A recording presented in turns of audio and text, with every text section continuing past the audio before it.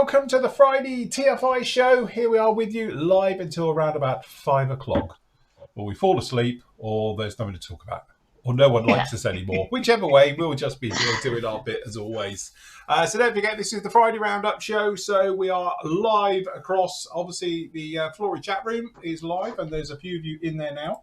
So if you've got any questions, feel free to post up in there. And obviously, we are live on the actual YouTube as well. So good morning from Ottawa, Canada. Very nice. Good afternoon or good morning to you in that case.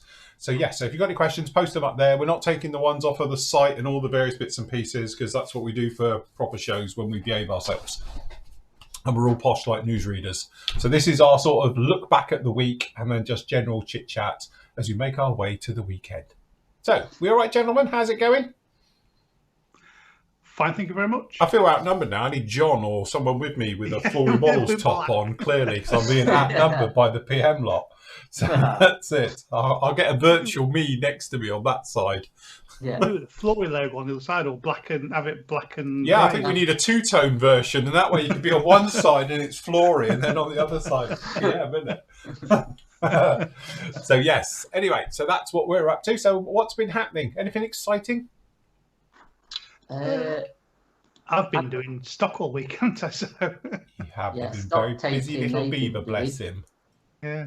In fact, and with the help of my wife as well, who's literally in the other room here, just put the last kit onto the store that was out of stock. I thought she say she was like defumigating, ready for the when he's off. Yeah. As well. So yes, good job. Anyway, shall we have a quick flashback of what we've been up to this week? Yes. Running through. So anyway, it all started on Monday with the final part of the Seahawk went up. So yes, it's just, I can't sing its praises enough, which is really strange. Like I said before, if you see the final part, you'll know that I'm sort of very critical of the kit because let's face it, the instructions are just awful and they should just be burnt before you start. And some of the parts are molded back to front. So you'd think I would hate the kit, but it's really difficult because it's got some really stupid errors by Kitty Hawk, which let's face it, that's what they do. By really bad instructions, and then obviously the parts being molded back to front so they don't fit full stop, which is such a shame because the kit itself is actually a really nice kit. I can't find fault with it pretty much everywhere else. The thing just drops together, and then you would, because if you get silly mistakes, you think you'd have, panels don't fit and glass doesn't fit. Everything fits, no problem at all. I had very little problems putting it together, apart from the stupid schoolboy errors which should have been picked up. You think, we've spoken to other companies, I'm not going to name and drop and all the rest of it, but how they go about their quality control and when they have test runs done and test shots, I'm sure Kitty Hawk don't bother with that bit. They just literally go, yep, that'll do, and they stick it out. Because clearly, if anybody's actually put the kit together, they would have told them that actually it's wrong. But anyway, it was a beautiful build, went together. So the final part went up, which was talking obviously about doing the aerials, last minute weathering, the detailing of it, and things like that, and generally going through the motions of it. But it did turn out well. And it's one of those things. I love doing helicopters. We spoke about it before. It's that thing about it's not traditional aircraft weathering and it's not armor. It's like a hybrid of both. So, weathering goes downwards on helicopters and some of the sort of techniques you'd use for armor use on helicopters, and you wouldn't use it so much on aircraft. So it is very nice. You can make it nice and grimy and go through the motions of it. But no, I did enjoy it. It was a lot of fun to do. And then doing with a full color tail like this was just absolutely gorgeous. Really, really did enjoy doing it. And with all the lumps and bumps on it. And the rotor fold thing, again, you would think it just wouldn't work, but it did. It was a complete drop-in fit. Worked really well, and I was very happy of just doing a little bit of wiring like we were saying, just to add a little bit more detail to it, and it just worked. It came together very, very nicely on this one.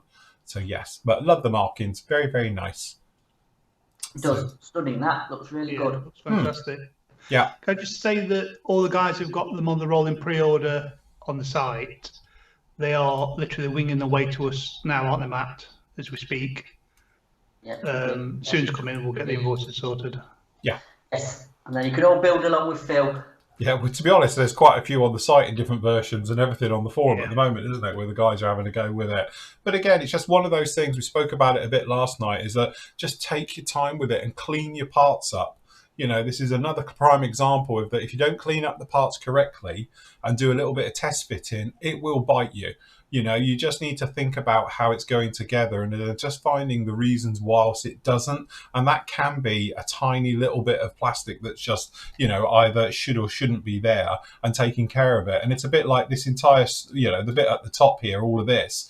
The classic is it's like a one-piece fit, this entire top section. And you might notice how it won't fit. And that's purely because it doesn't line up. So you just cut the tabs off or just rearrange them, and then it just drops in and it's a beautiful fit. But at the time when you're doing it, it just doesn't really want to go.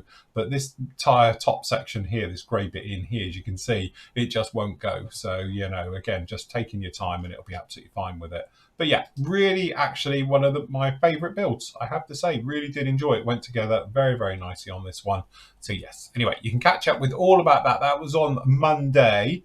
Okay, and then on Tuesday, which one are we on? It would have been the 16th. There we go. It was me. We were talking on the Daily Show. We were talking, obviously, answering your questions and going through all the bits and pieces with it. We're obviously started on the X15 as well, which we've got down in front of me here. And we spoke about, obviously, that kit of going in there and stuff like that. And we would say covered lots of your questions on this one. So we were talking about, obviously, oil work as well. We were talking about various stuff as well. So it's about 5 minutes show, that one as well. So that is down on there. The Motley Crew, as you can see, that was us talking all things flanker D's, because they came in obviously on Wednesday and various stuff like that, and obviously answering your questions and various things. Look how much fun we were having. It takes me ages to find a photo. We're all laughing at once. And obviously a cat. So, you know, everyone loves a clickbait. So we put a cat on there. That's it, yeah. So that works every time. Anyway, all things PM related, obviously kit related. If you ever want to get involved with those shows as well, you know, that's the one where we just talk about obviously what's going on with the PM store, and then obviously all things manufacturers and kits and various things, rather than the sort of technical side of modelling and stuff. That's the show for you. So that's the one to get involved with that one. And then last night, obviously. Just want to say it was Phil's birthday, hence the best of show rosette on his. Yes, that's it. I got best in show, so that's what I needed for that one. There was that one, and then last night, obviously, I haven't done the thumbnail yet. I need to change the thumbnail, so that was the live show from last night as well. So we need to do that one. The only thing I haven't done, which apologies to Matt, is I haven't linked the Jaguar. I need to link the Jaguar build, because the next part of the Jaguar needs to be on here somewhere, because you've put up part 5, haven't you? Yes. Yes. Yes. So Yes. I don't know how to put it in forum yet, have I? If you put it in the forum, because I need to put it onto one of the shows. So I normally tag it into Thursday show or someone else like that. But I will get that done. I might do that as we speak. And I can get that sorted on this one. And then obviously we've got the Friday show, which is this one you're watching now. And obviously part 1 of the X15 has gone up as well. So on here, as I said, we speak about, or I speak about, I should say, obviously working with Special Hobby. I always treat them as like a limited run kit. So obviously some of the little quirks come with it. Like you don't get numbers on the sprue. So you have to refer to your booklet for what the numbers are. And then obviously, you know, there is the odd little bit. So it might need, I haven't got a photo, somewhat a photo of it, but some of the parts need cleaning up and going through. But obviously we've started on this one. This was obviously a lot of the test fitting. Old school, it's got the old film for doing the dials and stuff. So you have to paint the backing white, which I haven't done for years. So giving it a whirl with that and going through the motions to make the details come together. And then obviously we've gone about doing the paint work and stuff. There it is. And then obviously coming in with a Posca pen, because they're brilliant, and then just do all the detail work for the cockpit is what we did on this one. It's made it way through. But yes, thoroughly enjoying the build, and that gets you bang up to date to today. Good Busy stuff. week. So yeah, busy week, I have to say. So we're to this now, Fireball XL5 as I've real named it, because Yeah. and I've done all the scribing work onto it now, so that's all gone through, no problem at all. I'm blending to try and get it in there. To be honest, there is the odd small gap to take care of, because I have test fitted the wings, and they are, yeah, they're close. They fit in, but there's a massive gap all the way around, so we're going to have to try and do something with that yet. I'm not quite sure how we're going to tackle this, because it is literally, yeah, I can see you through that. So we need to do something to make it a little bit more of a nicer fit. And I said on last night's show, I need to do something with the canopy as well, just to make that a better fit. But generally, it is all sort of coming together. It's starting to get to be quite, go seal clubbing with it. So it'd be all right. So yes, it's all right. It's going to be all right. I think it's going to be one of those ones that'll be quite impressive by the time we're going to do a little bit of an in-flight number with this. So I am sort of going to do it with a dolly still, and we'll do it with an open cockpit somehow, and somehow whatever with the door. But the whole point is I'm going to do one of these things where we're going to run power from the ground up a little bit of fibre fill, so you get that sort of smoke effect into the back end here, and then when we do come in with the nozzle and all things like that, here it is. So this is in, so we've reinforced the back end so it can actually take something. So the whole point is we'll put it up at a jaunty angle, sort of coming along with a light in it so it looks like it's ignited and come off of the B-52. And then at the same time we can just unplug that by leaving this in place, and we can just have it on the ground when it's not on display. That's the plan with it. So, yes. Simple then, hey, simple. Simple job. Simple. Yeah. Well, usually, isn't it? The great thing about if you do in flight, the time you spend doing the stand and all the rest of it is you haven't had to bother doing undercarriage and wheel wells and stuff or cockpits, because you could just close them all up. Stick a pilot in it, you never see anything else. You don't have to worry about that. So I always say that the time you mess around doing the engine, you've saved in other areas. So this thing, though, the dolly is made up of this. It's just a bag of resin. That's the dolly for the underside. So, yeah, that's fun. How much of that is smashed? Well, to be honest, there's only a couple of bits that I've noticed are broken. Most of it is okay, but yeah. Like these bits here, I thought were casting blocks because they literally just look like casting blocks, but apparently these are for the fuel tanks for the underwing, and that's how they fit on. So I'm thinking, well, okay, I get that that's what that's for then, but how do you know how far to go down? Yeah. You're going to have one up here and one down here where you've done them to different heights. So it might be a case of having to go to the belt sander and then doing them together so they're the same height. But yeah. Oh, it's got a few, perhaps it should have those. Hold on before I say it. No, perhaps it should have them. I thought I had a load of holes in it, but it hasn't. It's supposed to, I think, for the plumbing. So... yes, it'll be fine. What's to worry? It'll be good. How was it fun? It'll be a 6-footer. Look great from 6 foot. I'm going to put it on such a pole that it'll be up there. So it'll look great. So you can never get close enough to scrutinise it. So yeah. It'll be, that looks amazing up there, I think. Can I have a ladder to go and see it? So no. Have it bouncing off the atmosphere just in case. That's it. It'll be fine. It will be good, definitely. Cool. Never mind. So anyway, Andy, how is your little plane coming along? It's slowly, fair. It's getting there now, though. I was messing around with the engine cowling for about the past week. Go on, show us. I've got you on a close-up here somewhere. You're on one of them. Have you? Go on. There you go. I can change views, probably. Look at that. Look at that. Seamless. Slick. Got a fade across now, look. Posh. And it's a new thing that's in Logitech Capture. Oh, cool. Noticed today. What is it? It's got like a fade. As he goes from one camera to the other, it fades across now. It's like mine. Oh. Ooh, look. Ooh. Different ones as well. You can have curtains out from side to side and all sorts. Yeah. Wow.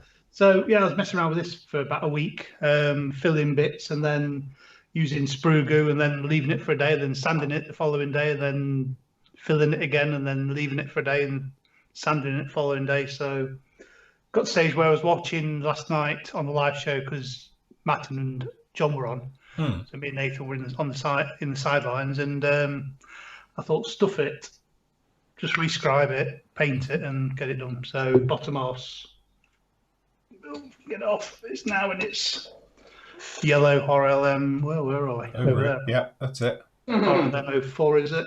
So that's all done. That's the kit engine that's inside it, which is really nice, to be honest with you. Straight out of the box. So good job you bought that resin replacement. Yeah, it's a good job I spent all that money on the resin replacement, and waited for it to come from Germany.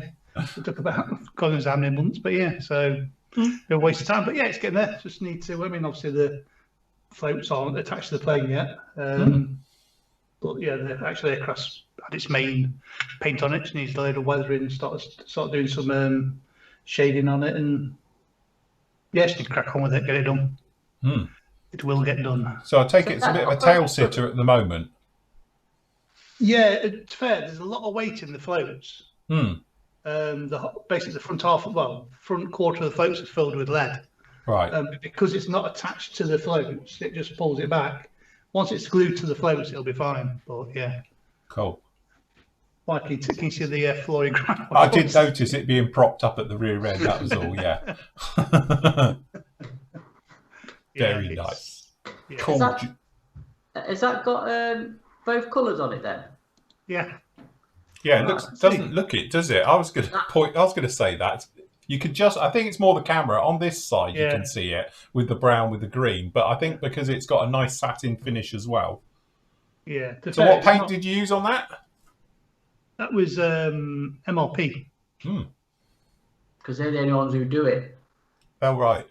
But they AK Real Colour do it as well, don't they? But yeah, but at the time, while I'm asking is because I painted a door near my seaplane and I need the same colours for that Matchbox kit, so he's got to bring it me back. But the horrible colours because it's 72, 73, and the two greens, and they're literally the same colour.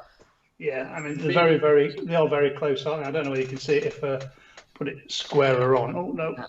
No, just about see. Yeah, it doesn't show at all, does it? Really? No, I think it's quite a glossy finish as well, doesn't it? It's reflecting, isn't it? Yeah, but they're not. Yeah.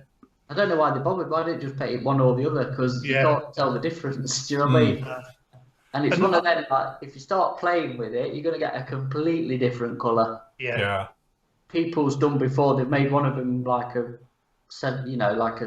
completely different colour green to give it some definition, I suppose. From differential from one of them to the other, but they're not great colours to work with either. To be fair, but when you look at photos, I mean, admitted the photos are black and white, but they do look like the one colour because of, like you said, the colours are so close, aren't they? So yeah. But the plan was also to do the catapult with it, but is that going to get canned now? That's going to get canned? Yeah, it's sat at the side of me, and yeah, that will have to wait to think a bit. That'll be another project for another year. Need another group build for that. Yeah, catapult group build. Definitely. Talking of group builds, the medals. Just show you because I'm getting loads of people ask questions. That's an empty one. I'll get one with a medal in it, might help. They are on order. I've had quite a few people messaging for them.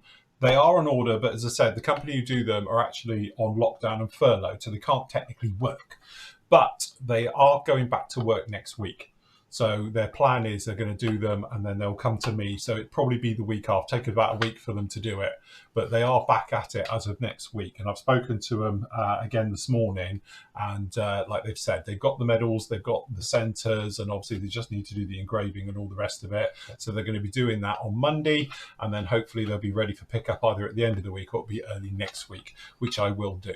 So for everybody who's waiting for their medals, appreciate your patience and that, but it's completely out of our hand. It's just that the company, obviously they furloughed themselves and all the rest of it because of lockdown. So they've been on lockdown since December. They're coming out of it, obviously, next week. So we will get them in and they will be out to you. And obviously I will then be in touch for everyone's addresses, but please don't send them now because like everything, it will go to the bottom of the piles of all the emails I get and I'll never find them. But if we do them when I shout for them, it's quite handy because they're all in one place and I'll then transfer them over to a spreadsheet and then can put them onto the system and everything. But if they come in dribs and drabs, it takes forever. So wait until I've got them into my grubby little mitts. And then obviously I'll then do a shout out for everybody's addresses. And then obviously we'll just make sure you're all qualified for them and everything. And then obviously we'll get them sent out for you.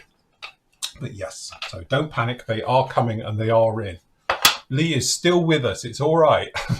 There was a little bit of a worry that he wasn't going to come back after this, but I think he is. He's all right. He survived it. Like a lot of companies out there, though, it's a little bit...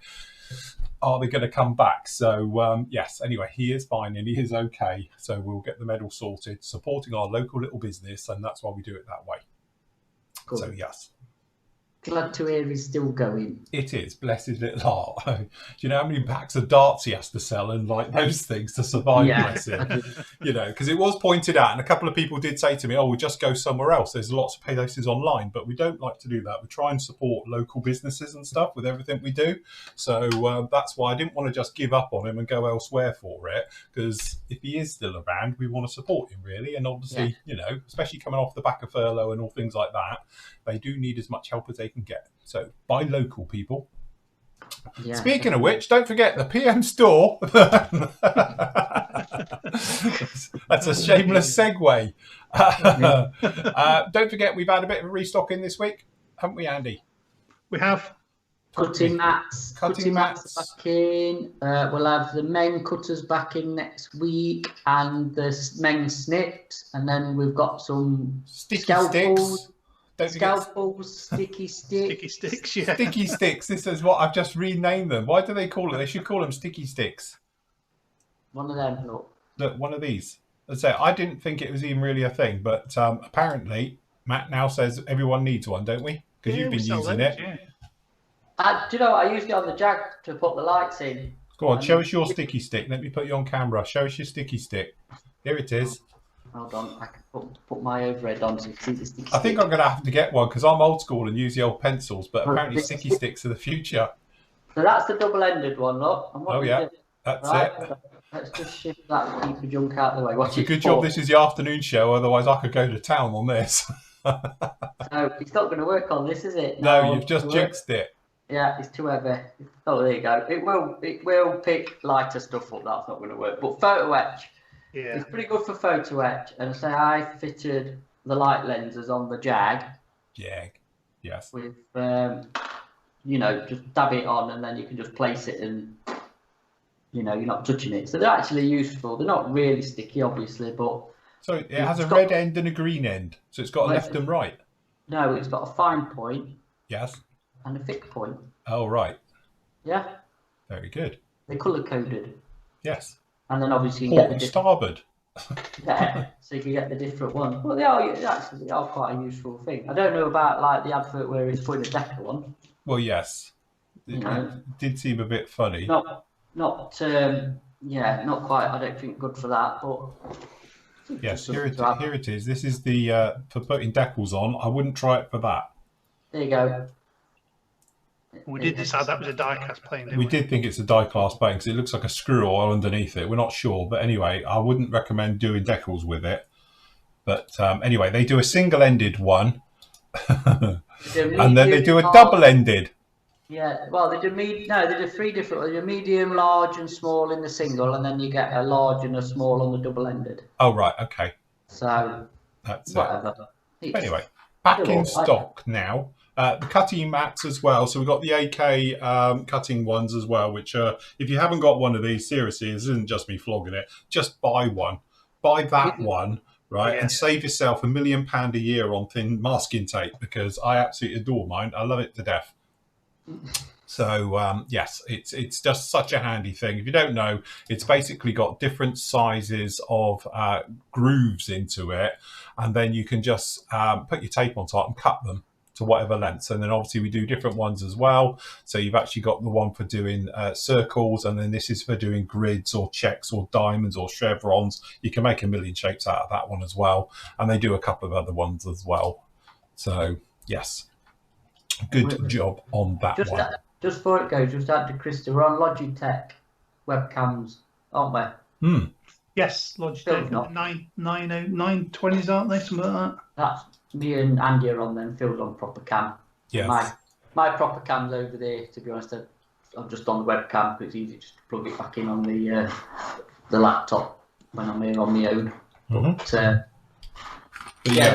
the great thing with just talking about these cutting boards is this. So you can, let me just have a different camera. Or there you go. So you can literally, this is the Infinity, but it's the same thing. But as you can see, I just use it forever. You catch it in the light, you can see how it goes from literally, this is 1 mil gaps, but over on this end it's 0.4. So you can cut your tape or anything. So I've got bare metal foil on here for doing jobs with that. And I've got like thick, this is actually silver duct tape, which I cut into strips as well. And then, you know, for doing all your different jobs, you've got that one. But also for doing photo etch, it's absolutely brilliant as well. So as you can see, you can slightly chip into it, but it's great for cutting photo etch as well. So I use it as my photo etch cutter. So just heard Shell walking out the door then and trying to grab and hold my phone, trying to turn the sound down before. So yes, they're a dead handy tool to have, to be honest. It's one of those ones where, you know, and people say about wearing them out is the other question I get for this one. Well, I've had this one for how long now? Years. Good few years. A good few years, and I use it all the time, and I haven't so far gone elsewhere because you're always cutting in the groove and your knife will naturally follow that groove anyway. I don't think you're going to wear through it because, if anything, you're just going to make the groove deeper, and that's not a problem. So you just put the tape onto it and then can cut. So yeah, I think it's just one of those ones. Since honestly I've had that, I'm tight now, so I've got just the big Tamiya tape as a refill, and literally you just come along and then just been using this. So you come along with it and put it on, but I also use the 40mm on it as well. So you can just come along, and it doesn't even matter where you stick it. You don't have to line it up, because when you cut through, and for some reason I've lost my knife today. If anyone sees my knife around my desk, shout, because I seem to have lost it. But you can just use normal ones, and you don't even have to try and find it. You just literally pop it down in, and it will follow, and then it just follows the line you want. And then you can just, if you do cut to the end, clearly. And then you've got your tape, at whatever thickness you want to. So you can go anything from 0.4, which is too thin, really. But yeah, handy little bit of kit. That's my sales pitch off for the day. Well done. It's like QVC. Yeah, that's it. It's like QVC. The other thing as well, the specials. Yes. The Not the group, it's the kits. The specials board. So we've got the Senna. Yep. That's the new release one from Tamiya. Yes, very nice as well. So that's the McLaren Senna edition. And then we've got the whopping great 72nd U-boat. Yeah. So you could use it as a canoe. Yeah, it is a big thing as well. It is a large lump, isn't it? Flankers, we've been talking about those this week, but this is the 48 scale SU35. Yep. I did the review on this, as you can see, because Andy's linked it in. So there's that one as well. So that's a nice kit. Very, very nice. This is the ones that we got in when we got our Great Wall Hobbies delivery in. Yeah. So that's it. Is that your review, Andy? Is that Andy's review? Yeah, it is. It's Andy's cutting mat. Yeah, Oh, we don't have to watch it. Yeah, we do. Hold on. Hold on. Let's put... Right. Oh, dear. Oh. Nice nice booklet. Oh, look, see, hold on. Opening there you go. Let's just sit back and watch Andy at work. So I must admit, I did get very confused with those instructions because they're all over the place, the pages are. Sprue. And rather than just being a booklet, they're all sort of like individual sheets. Trying to work out what to do. These are trying to figure out which pages. Sheets by the looks of it. Also, if you're cutting mats, do they hypnotise you as well? Okay, right, so... yeah. Although I did get a couple of messages from people saying about mine, because I got a black bit of paint on there, they were saying it was off-putting. So anyway, I've scraped it off now, it's fine. All right. Water parts, they're terrible. They're still got the same cutting mats. A few years ago. So I've got some new green ones. Because it seemed a good idea at the time getting grey ones, but then we try to put grey pieces down on top of them. Yes. What happened to blue putting mats? I've got a couple of blue ones here, but my camera doesn't like blue. Right. It has trouble focusing on the blue. Green, it seems to be very natural for it. It doesn't mind focusing. It's sort of all right. But with the blue, I found it was like pulsing because it was trouble locking on. Normally, if you've got a grid underneath you, it's fine. It'll just be good. But I found with the blue, it just didn't like it. But the grey is quite pleasant, isn't it? Pointing to things as though no one talking about it. Yes, look, hydraulic lines, wheel wells, look. That's where you go things and lumps and bumps. Yeah, well, that's what I do when I'm doing cars and armour when I don't have a clue what I'm on about as well. I just know keywords like suspension and running gear. That's what I call it. I don't know what it is. It's running gear. And the noise going You're on. supposed to say what you see, aren't you? Like the catchphrase. It's like catchphrase. Okay, pointy thing. Yeah. So yes, but no, it does look very nice kit, that one. We just fast forward to where's the plastic? Here we go. Decals. Nice decal sheet. Moving on to the. I think this was actually filmed on the phone, I believe. I was going to say, this is you did this one on your phone, wasn't it? I think Yeah. so. It worked quite well, didn't it? Yeah. Can't remember which phone it was, but Oops. It's funny how actually seeing this review now, because obviously I did the baby one the other day, wasn't it? The Yeah. 72nd. They've done it in the same way, haven't they? Because they put the strengthening on the baby one as well underneath it, with the strengthening bars for the plastic running through it The main fuse to give it a bit more rigidity. So it makes you wonder if they did sort of, screw it down a bit. it is a beautiful kit, I must admit. Yes, You can see the, it's a large old beast, isn't it? Yeah. front. So yes, very, very nice down in there. It's just skim through. Look, the engines. Did this one have the one-piece engine with it, or is it just the multi-engine? Oh yeah, because that's right. You got the ring Yeah. in the one, and then the bits fold round it. Yeah. No, this one had the different canopies in it, which I believe the new one Mhm. only has. Is that the right kit, Matt? Yeah, that one had the tinted canopy in it because it's first edition, but now you just get a clear canopy. Yeah. Because it's on the box. If you look at the box top, when you do the review, it says in the corner, it's the intakes.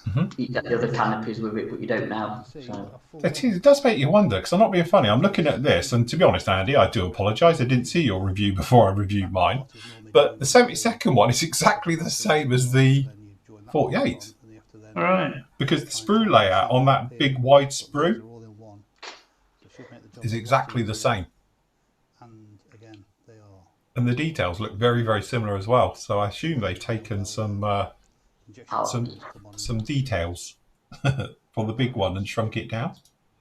We just move along a bit. So you get a lot more detail because you've got all the plumbing. You don't get that on the 72nd one.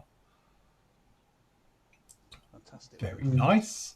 Before I do forget, Ooh. Tell you what, actually, his circle on his map? Yeah, get two The one with like the canopies in this kit. sort of triangle going through it? yeah.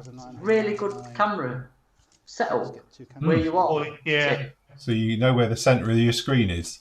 Yeah, if you put on Yeah. that circle, yeah, you could. It looks like an owl side on. Yes. And they are identical. Yeah, they're the two canopies you get with it. Yeah, I think you need to do some more reviews, don't we, Phil? I think so, yes. Because let's face it, he's got very little to do. Slight seam mark on the By the time he's reviewed the store, everything in it, Not bad at all. bless him. He's been busy doing stock. But he has been busy. Oh, the weapons are. The weapons are low, aren't they? Yeah. Have you noticed how very, very similar they are to a certain other one that got released this week? Yes. Am I the only one who's getting sceptical? Yes. Yes. No, you're not. And I haven't even reviewed it yet, but I have seen them, and I know the ones from this kit as well, and they look very, very similar. Yeah. Tell you what, though, aren't they nice one-piece missiles? Oh, it's lovely, isn't it? Yeah, no. That's. I remember seeing them originally on the MiG, wasn't it? When the MiG was the first one to be released, and it came in the box. I remember reviewing it thinking, my God, this is the future. One-piece missiles, no more trying to, get them up to line up and, all the bits and pieces. Just having Just a one shame. piece and clean them up. Just a shame they don't come painted and deckled for you. Yes, that'd be even better, wouldn't it? Don't you think it's taken something away from the hobby, though? Probably. What, like wonky fins? Wonky fins, yeah, wonky fins. Well, you got three in the right place and one slightly off, but no one will notice. Can they hear me as well? I just realised they can hear the audio because we Yeah, can't I've hear got the the audio. audio. I've turned it down a little bit in the background, but you can still hear you. Right. Good, thanks. So yeah, we'll have your summing up. Hold on, let me turn up the volume because you're summing Right, up. hold on. Let me just check my phone, see how many we've sold with your review on. Right, hold on. This is Andy summing up. So, what do we think? Oh, Lord. Beautiful model. Lost count of the number of times I've said. Beautiful. Well, look Fantastic. how young he looks there. I was going to say this was only last year, wasn't it? Really looking No, forward this to is building a it. couple of years Highly ago. recommend 3 is it. it? years ago, isn't it? I will be building 3 this years as ago. a video build on the forum. Did you hear that? He said he's building this as a video It'll be build. my summer build. Did it? Should be done in time for Telford. Did I? Yeah, he says he's going to have it in time for Telford. So, thanks So for you've still got time. See you again, Lee. Oh, tell you what, it's after again now. Look. Good job. Proper busted. He's proper busted there, isn't he? That's it. Yeah. You put yourself in it. So anyway, there you go. So what other ones have we got in there? Sorry, I've come away a bit early. I'm premature there. So we've got there as well the Roden, what I call, they call it the Fairchild 123, isn't it? I call it Air America. Cheers. 'Cause Provider. it's the one from the film, isn't it? Oh, actually, yeah, crikey. You do get the rocket thing. The engines, and It's little mini just- jet yeah. engines. No, Yeah. it's Operation Ranch Hand, isn't it? Yeah, this is 'Cause the one I've where they killed the rainforest, wasn't it? Yeah. But then the Green 'Cause I've- Party got a bit upset when they were killing off the jungle. Yeah. So they had to stop spraying everything. I've got another version of that I was going to do it for a group build a while ago. For the Vietnam one, and I wanted, but it doesn't come with the rocket assist or jet assist takeoff things that one does, which they use in Air America. Mm-hmm. There you go. Yes. So anyway, yes. Yeah, sorry, live chat. That was Andy talking on the video in the background, you see. I had a little bit of his chat in the background, so it's fine. So anyway, yeah, so you could do that as Air America, or as you say, or a jungle killer. So there's that one. The very classic Airfix 48 scale 109. Yeah. Yep. Talk Very to nice. me. He's built a few. I've built it as well. It's a nice kit, actually. It is a nice kit, yeah. Yeah. And I love the box art on that. Yeah, classic box art, isn't it? Very nice indeed. From the one that is now in Duxford, isn't it? Is it Duxford? Yeah. Duxford. Yeah. Just needs the guy standing guard. Yeah, the guy Yeah. standing guard. Yeah. Yes. Yeah, get the home guard in. That's it. Speaking of Airfix, the Hurricane, which I can vouch for. This is the drop version with the cooler. But very nice. Good kit. Goes together very well, that kit. Yep. Very nice indeed. And then we've got the Sturmoff single seat one. Yeah, new kit that, not long been out, has it? A few months. Yeah, Yeah. Says IO2. absolutely. Very nice indeed. No, hey, go back to it. Yeah, And obviously catch that C66 look, it's underwater. because it is attacking shipping, clearly. Definitely. We spoke about it before, so we've still got the Tornadoes there. We've got the other McLaren. No, sorry, it's the LaFerrari. That might be one to get if it's not. Oh, it's sold out. Forget that. Scrap that. God. I was going to say, because it might not ever come back. Hold on, go back to that Tornado. That's not just any Tornado. That's Right. the new Astor, whatever it is. That's the 3.1. latest Yeah, that's boxing the of latest it. boxing of it, yeah. Yes. So that one is the one where you can get all the fancy schemes. Oh, right. Okay. It's a German one, isn't it? It's the Yes. the new latest German one that they used. So, Mm-hmm. Fair yes.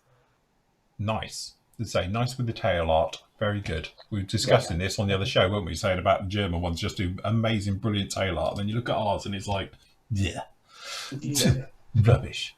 Very nice Mercedes MG GT3. So if anybody wants to buy me a post birthday present, I'll have the real thing, please. Yeah. So I'll gladly give up my other one, the GLC, for that. I could get some kits in the back. It'd be fine. The dogs, they'll be all right in there. It's great. Or failing that, we're having 4 GT. That would be very nice as well. So that's on offer on there. As I say, we've got the Whippet, a few other bits and pieces down to the truck, and then we've got a couple down in here which are damaged boxes. Yeah, we've had some new damaged boxes in. We've got the Herc. So as we pointed out, this actually isn't a damaged box. This is what we call a sprue ventilation slit. So it stops your sprues from getting damp and obviously your decal sheet. So that's fine. So you'd be okay with that one. But anyway, a good chunk of cash off on that one because it has got a bit of a crush on it.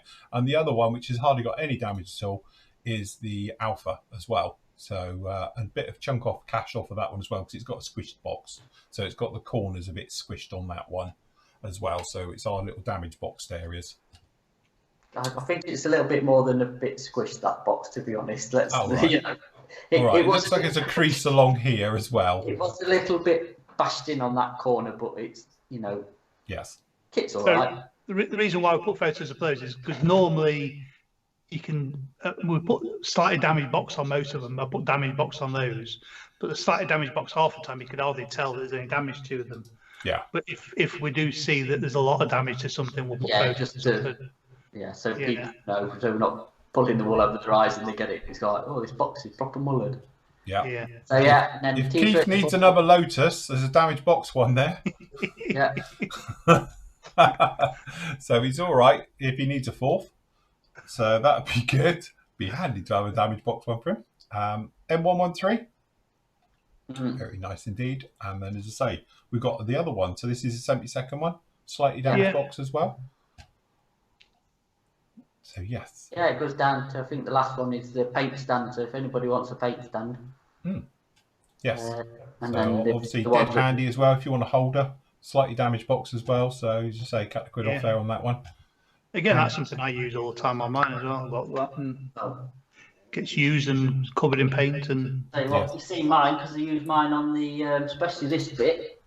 Yes. So painting the shell on the mine jet. Really good. Around here, one part. So you can go like that way. You can have it. Is it that way or that way? Which way is it? There's one of these. We can turn it around, isn't it? You go. Oh, that's it. You can have it like that. If you just want to do it like that, or you can have it like that. Is that not the same as you had it before? No, because it's a different base, isn't it? It's got different bases on it, isn't it? So you can just do it like that, and then there you go. And you get the clips. You buy extra clips as well, can't you, if you want to? Yeah. Yes, you can. Yeah. You get the 4 with it, don't you, I think? Yeah, and you can do that as well, isn't it? You can put your things in like that. Yeah. Yes, that's it. Yeah. So if you want to do it that way in the various bits and pieces. So, but yeah, it is. It's very good. And this is obviously adjusts to whatever you want it to do as well. So it's quite a handy bit of kit. But I must admit, when I'm doing everything, as you can see, this had the M wrap on it clearly, and then it had the truck before because it's got gold on it. So I had the truck cab on it. But yes, dead handy, so you don't have to do it. Question for Matt. Have you seen that Revell is releasing a limited edition Jaguar E-Type in 1/8 scale? No, I haven't actually. Is that the D'Agostini? Didn't they do a Jag massive in 8 scale or something? I was going to say that would be huge, wouldn't it? Is that whose is that? Whose kit is it? Is that their own or somebody else's? It just says Revell's releasing a 1/8 scale. I know D'Agostini wasn't theirs 1/8. That was huge. That was a massive lump. I could say they do the really big stuff, don't they? That sort of scale. Well, oh right, okay, that'll be because it's the E-Type's 60th birthday this week, isn't it? Is it? I didn't know that. Do you know what? Do you know if I'd have actually known that before? Because I didn't know. It came up on one of my timelines or somewhat on the news. Yeah. I'd have tried to have got this finished in time for its birthday, but obviously it's going to roll into next week now because I'm a week behind. But I didn't actually realise it's 1961 then, obviously. So cool.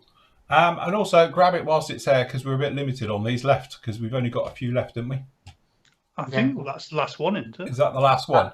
Last one, and the one going to you for review. So we've got So I'm having one down quickly because they've all gone. They sold yesterday when we was doing the other show. So So if you do, it does look very, very nice. I've seen a glimpse of one. Somebody's put one up in the forum and done a bit of a walkthrough on it, but I'm deliberately holding off until I get my grubby little mitts on it to do a full review. So hopefully we'll do that next week when it arrives.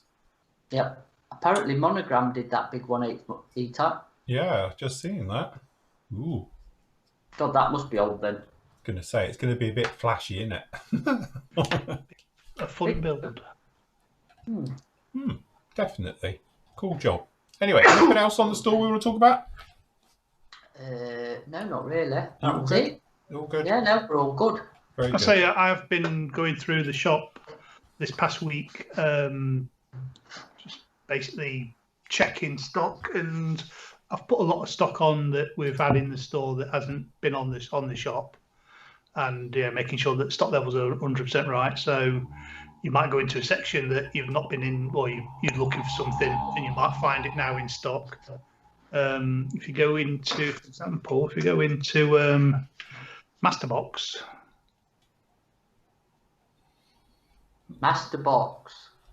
One of Matt's got a strange fetish. Collecting cows. Well, just for figures. Wait, I like my domestic animals, thanks. And women of the World War II era. Yeah. Oh, So now we've got like lots of figures and things. Fairly quite a lot of bits and bobs. Just now everything is in on the store. Domestic If you want animals. some. Look, Yeah. you get No, a why goat. did it say cows? Oh, there's a goat there as well, isn't there? Yeah, why don't you get chickens and ducks then? because Did you get a cowbell with it? Is that what that is? What does it say? What's it actually say? I can't actually get quite to it. you Kit get a Swiss includes cowbell. parts and assembly for figures for domestic animals. Attention, the set requires both glutes. So why has he got a bell? Cowbell. Everyone needs cowbell. Everybody knows that. Pass. So yes. Cool. Very good. So yeah, if you need any of your figures, got lots of them in now. Yeah, I mean, it's fair. There's lots of other stuff, bits and bobs. It's just like just general. In this world of politically correct, are we allowed to call them peasants? Well, Isn't it just like, just It people? doesn't actually say peasants on the thing, does it? Does there? You put it. Peasants, Western Europe, World War II era. They don't. You did. I've copied and pasted that from another site, obviously. Yes, they removed it. They don't call them peasants. Bless. No. You're right, Governor.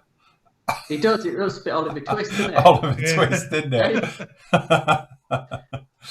So yes, very good. Excellent. Stereotypical children. Hey, go back to him a minute. Go back to those figures. No, not them ones. The other ones. These ones are peasants. These are called Eastern Yeah. peasants. So those are So- just poor people. So you only get peasants in Eastern Europe. That's Yeah. what they're saying. And into This is Western Europe. They're normal. Right. Go on full screen with that. Right. So there's Fagin. Yeah, it does look a bit like him, doesn't it? Yeah. Yeah, and there you got what's not Oliver Twist, the other one. His mate. Yes. Can't think of his name. Can't You think know, of his name, no. Artful Dodger. There Artful you go. Dodger. There's Dodger. There's Yeah. Bill Sykes without his dog. Not quite sure who the girl is, but here we go. So yeah. So they're just people of civilians of Western Europe, or you can have peasants Yes. Eastern Europe. from Eastern Europe, because clearly, oh look, he's proper Oliver. Look, Oliver. oh, can I have a drink? Oh, that one does No, actually you say can't. peasants, doesn't it? And go and get some baccy. Yeah. Yeah. Click down here, we'll get me back in. Go get me baccy. So And if you go to the British paratroopers, Phil, down the bottom of the page. Shit. Are we just gonna are we just going to rip apart box take art the today? Michael box art? Which one? The one with the rabbit? No, British paratroopers on with is second from the right on that bottom row. Yeah. Yeah, that's the one with the Market Garden one, where he's got the bloke with the rabbit. He's got rabbit. Oh, yes, as well. Yeah, sorry, yeah, Market Garden. Yeah, right. So Market Garden, Right. Yeah, which was where? yeah. It got red phone box look. Exactly.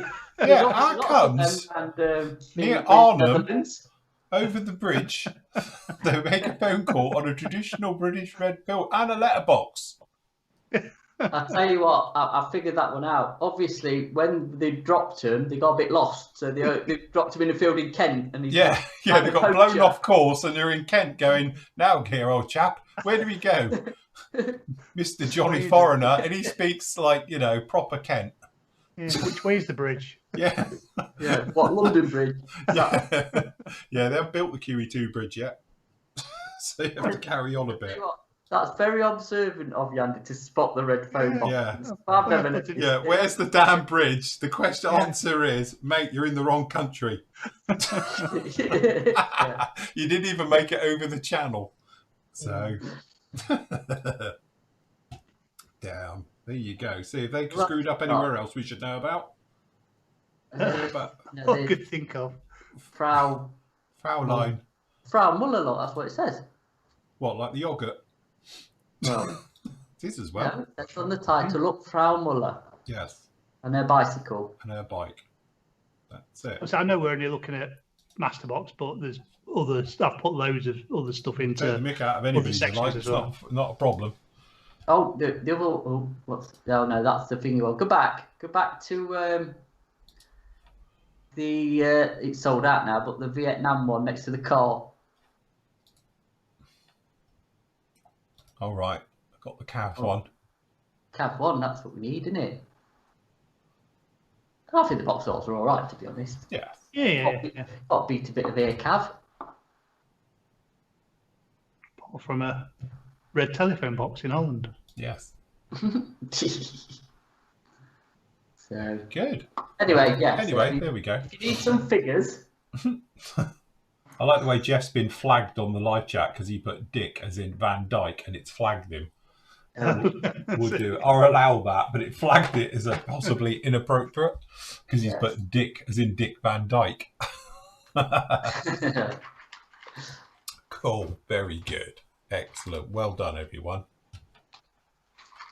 See, look, box art. Who's got the most inappropriate or the most weird and wacky? But I must admit, I've never noticed that one either. But the British Post box. Oh dear. Perhaps there is. Perhaps it's something we don't know. Well, yeah, perhaps it is. Perhaps it's got loads of them around there.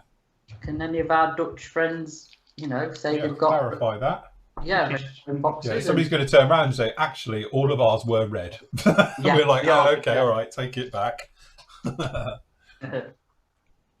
apparently that Jag kit number is 07390. If you want to have a look-see, it's on there. Just actually a bit of a Google of them. And it's actually quite detailed. It's big, right. Obviously, being 1.8, but it does look, for its age as well, I think, it's knocking on a bit. I couldn't find it on scale, mate, so I don't know quite when it was first released, but it does. Mind you, we have said before, isn't it, that Monogram, actually, some of their kits are cracking kits. We were saying last night about the Voodoo and all the kits, wasn't it? The F105. Yeah, the F105 as well. Yeah. Absolutely fantastic kits. Yes, they're raised detail, but the detail is brilliant. Very good. Yeah. Like I say, the cockpits on them were like world class in the day, weren't they? They were head and shoulders above what everybody else was doing. So. Keith Williams is asking in YouTube chat. It says, any signs of Abtylon 502 leather and wood set coming in? We've got a big order of AK stuff waiting to come in and just waiting for something to be added to the order, then it'll all come to us. So it'll be with us soon. When soon is? Well, it better be. I don't know. But yes, we have a massive AK order doing at some point in the future. It's exciting. So yeah. That's all I'm going to say. Yeah, Pete's saying in chat that apparently that Jag is on eBay, bright yellow, 125 quid. So is that the release date, Pete? 1976, is it? Monogram Jag 18 1976 XKE, or is that the last of? Well, was E-Type finished? Because they did the Series 3 was the last one, innit? They did do them to the 70s, didn't they? I must admit, I don't know. I'm not up on those. Were a very nice one. I think that was the V12 one. It weren't well received, I don't think. So I always thought the V12 one was the one to have. Depends if you're a purist. Don't know. Is it like having a Volkswagen Beetle with a centre thing down the middle of the back window so you can't see out of it? With a Subaru engine in it. Like the stadium. So, yeah. Anyway, look what I've done for my Jag. And no, this isn't going to be a video build, and I'm not recording it, so don't even ask. I thought, well, to complement the Jag, right, have a lady. That's a figure with it. Very nice. Box figure. It needs a bit of putty in. Look, can you see? So I'm just doing that, mixing a bit of putty up to fill her arms in. Yeah. Fill her arms in, but yeah, I thought it'd be, stand next to the Jag. Look, as it spins around. Yeah, that's it. Quite classy, isn't it? No, it is. So they're actually not badly moulded figures, to be honest. They need a bit of clean up, a bit of flashy, and a bit, the seams are gappy, as you can obviously tell by the putty, but the actual sculpts aren't bad at all. Yeah. So she's carrying a reusable Sainsbury's carrier bag. That's going to be Harrods. We've decided. No, Marks like that. Yeah. Harrods, we said. It'd be Waitrose, wouldn't it? What, in 1961 was Waitrose going in this? Yeah, but it's modern, isn't it? She's just going for the modern look. Come out of Waitrose into a restored Jag. That it, is it? Yeah. Technically on the box art, she's from the 50s. With an American She's classic. a classic lady. Well, that's it. She's got classic, wear on, so you can put her in any decade, I suppose. Just if you wanted the 80s one, you'd have to fill the pads out down the shoulders, wouldn't you? Yes, give her some shoulder pads. Yeah, I'll stick some shoulder pads on her. But yes. So, just a bit of fun, that is, a bit of practice. Yes. Question for me and the gang. Which F-35A kit in 1/48 scale would you recommend? The Kitty Hawk or the Meng one? Oh, well, yeah.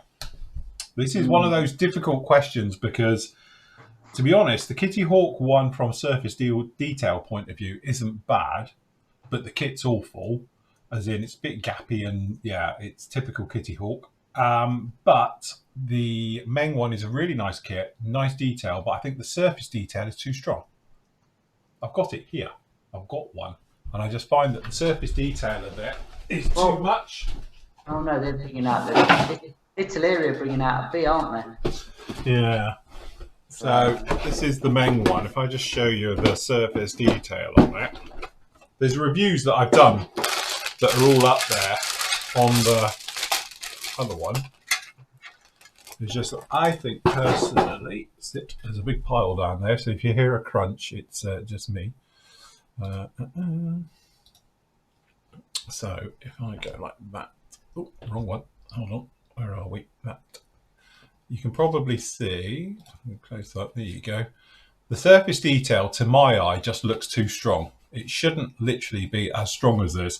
But this is the thing: if you're going to go for the old round tape effect on this, it won't make much difference because it'll be raised and all the rest of it. But if you're doing it more as a modern one, which you don't have this glaring difference in the round tape colour even, then you probably want it a little bit more subtle. I just think this is a little bit too raised. It's fallen short in my mind. They're very similar to how the Hasegawa F22 did.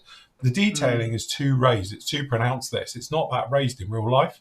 So consequently, you've got options. Yes, you could sand it back, but to take it back evenly would be quite difficult. So I think you sort of have to live with it. But it's definitely a nicer kit, shall we say. Generally, the moulding of it is all quite sharp and it's nicely detailed, so forth and so on. So, yeah, it's one of those where no one in my mind has actually done a really nice one yet. Everybody's sort of made a mistake with it somewhere along the line. If I had to, and a gun set to my head, I'd probably build that one and live with the raised details. I think that's more the way of going for it. I'm surprised that there isn't a few more, because 72nd, you're sport for choice. Some really nice ones out there, because I've built it. The little baby Hasegawa one is gorgeous. Really, really nice. So, the A one is like the Academy, though. That's the best one, isn't it? In 72nd. In 72nd, yeah. You built the B. I've done the B Hasegawa B one. That's a really nice kit. David's just asked, whatever happened to the diorama I was building for your MRAP? Well, lockdown happened, I'm afraid. I've not seen Phil since last June. Yeah, so just over a year now since we've seen each other. And I need the MRAP here so I know composition and what I'm doing with it. So and I don't fancy putting it in the post. And it's to not be honest. post. So as soon as we can meet up and I can get the MRAP off him, I could actually start on it. But yeah. Because to be honest, at some point we are going to be, obviously, I'll go back up to the unit and obviously the guys will be down here, we'll be doing that swap over thing. But at the moment, we've got tons of kits at both ends that need to go back to both places. And yeah, it's a bit all over the place at the moment.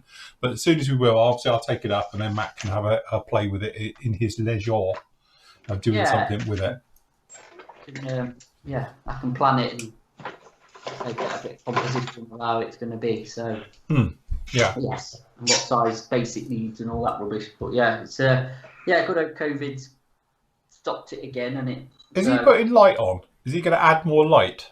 Is that what he's doing? I've just noticed that it's getting dark outside. You see, I'm surprised you haven't got one of those ring lights. Like all the ring light things. All of those ring lights that it looks stupid because when you see the reflection in their eyes, it looks like they've got contacts in. It's what all the glamour model people use, isn't it? They do. Just thought I'd just add a bit of Bit of ambient light. thing now. Phil, do lacquer paints vaporize more than alcohol? I've just sprayed Mr. Surfacer 1200 and the whole room is a cloud of paint. Well, you know what that is, Mr. J? That is because you've got your air pressure way too high.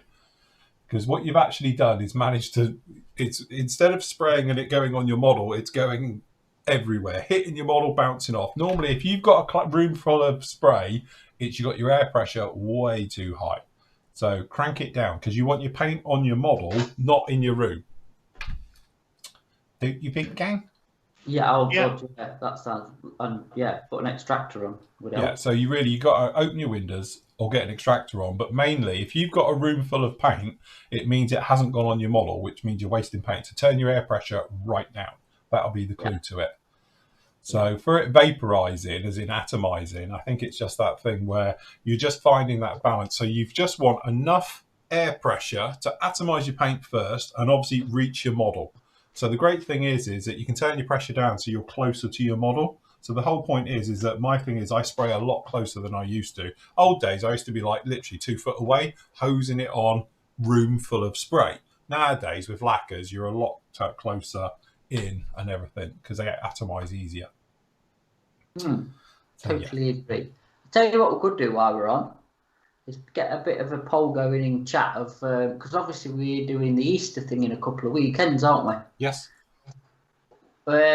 If anybody would like to see any demos, so we can plan them, obviously within a reasonable. Yes. Yeah. What would you like to see a live demo of, and we can try and organise it like we do for the show dates. Yeah. So chuck in chat. Kind of post up what you would like us to see. You know, as long as it's not going to take hours, obviously, you know. Good to see. Tutorials or something. Cumbrian Bell says that Gordon missed the reveal of the meaning of life. Can I just? It's 42. So if you missed it, 42. That's it. What colour is the current Fleet Air Arm F-35B? Well, I don't. The kits describe the call-outs as being extra dark sea grey or sea grey. I thought F-35s were have glass. Yes. I don't think that's correct. It's not extra stark sea grey. It's the new Have Glass 5 system.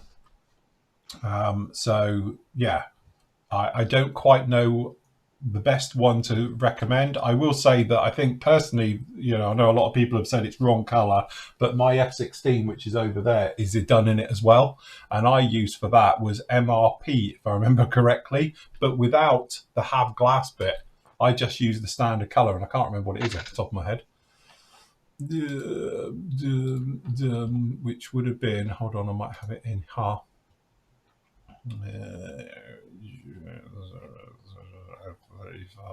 There we go, there's an F-35.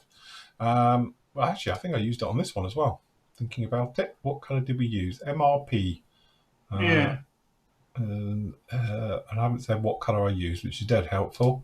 But yes, that's the one I did. But I don't use the other colour onto it.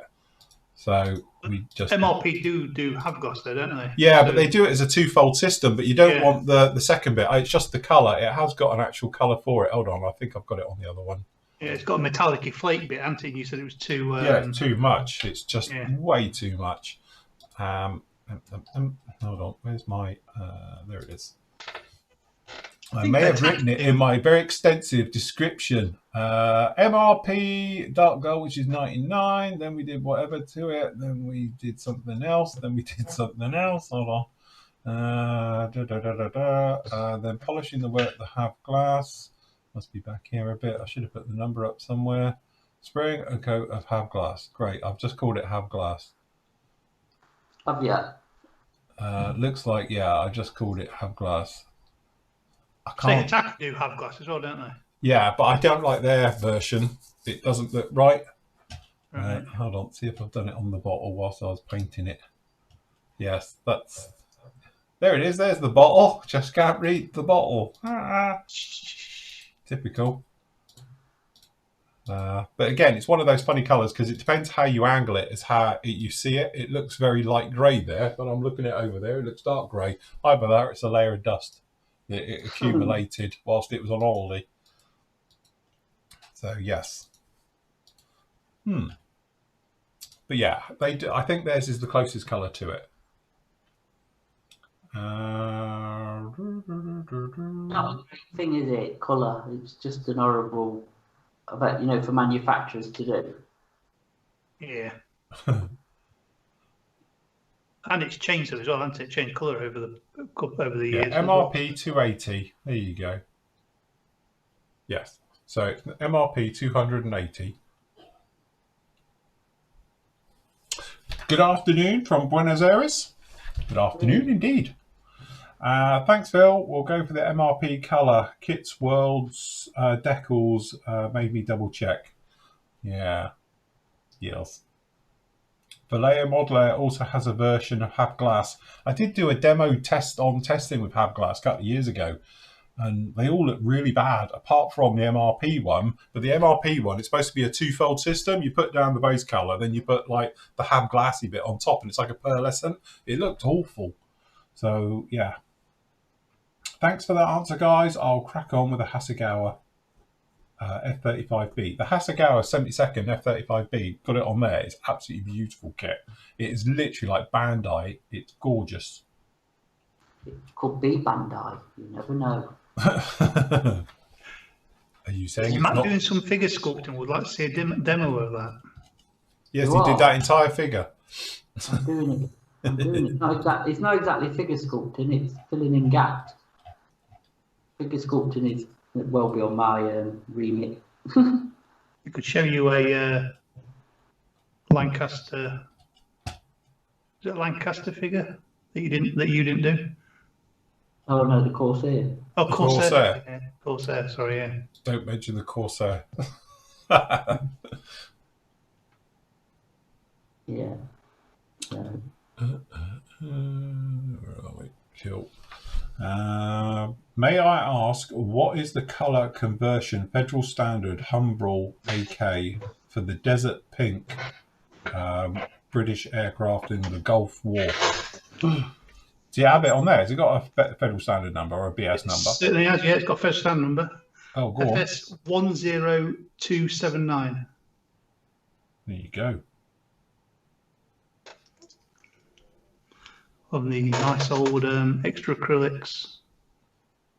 Still the best colour though, isn't it? Yeah, Well, apparently the attacker one's very. yeah. I can't think what colour it is. US. Is it 90?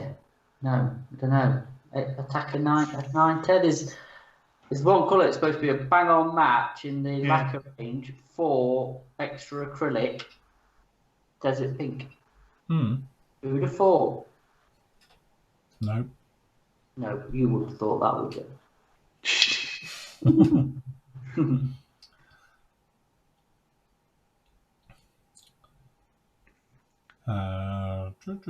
So anyway, what's in our chat for these demos? Because somebody was asking, weren't they? Sorry, I probably carried away there. Demo building the Trumpeter 32nd Corsair, take 2. Brilliant. In what, in an hour? Yeah.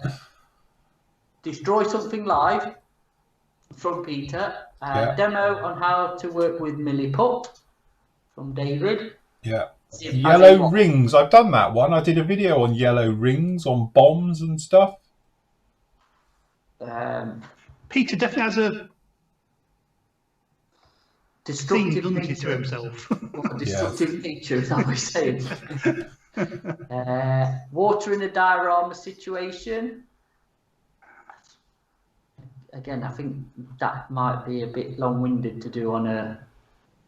That's like a standalone video, really, isn't it? I think rather than a demo. I'm sure you had to do a puddle.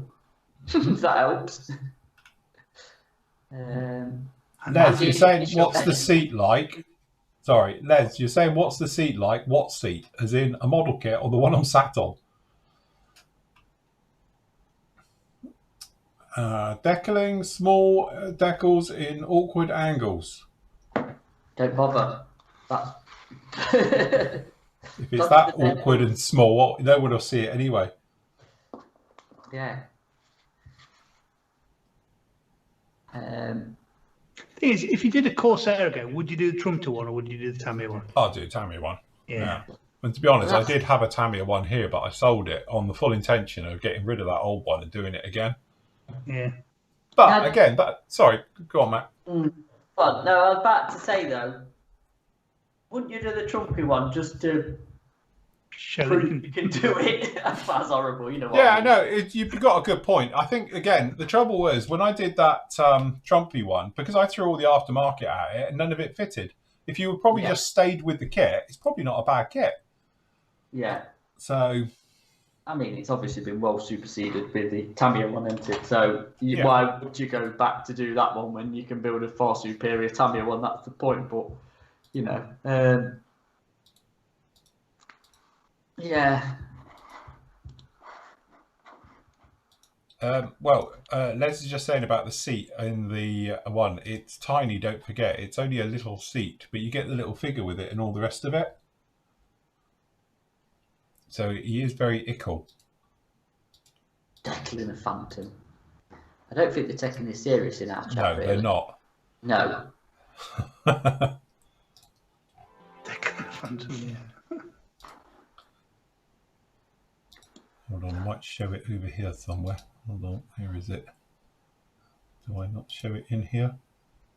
Hopefully I'll get some photos at the end. Here it is. Look how lovely that little kit is.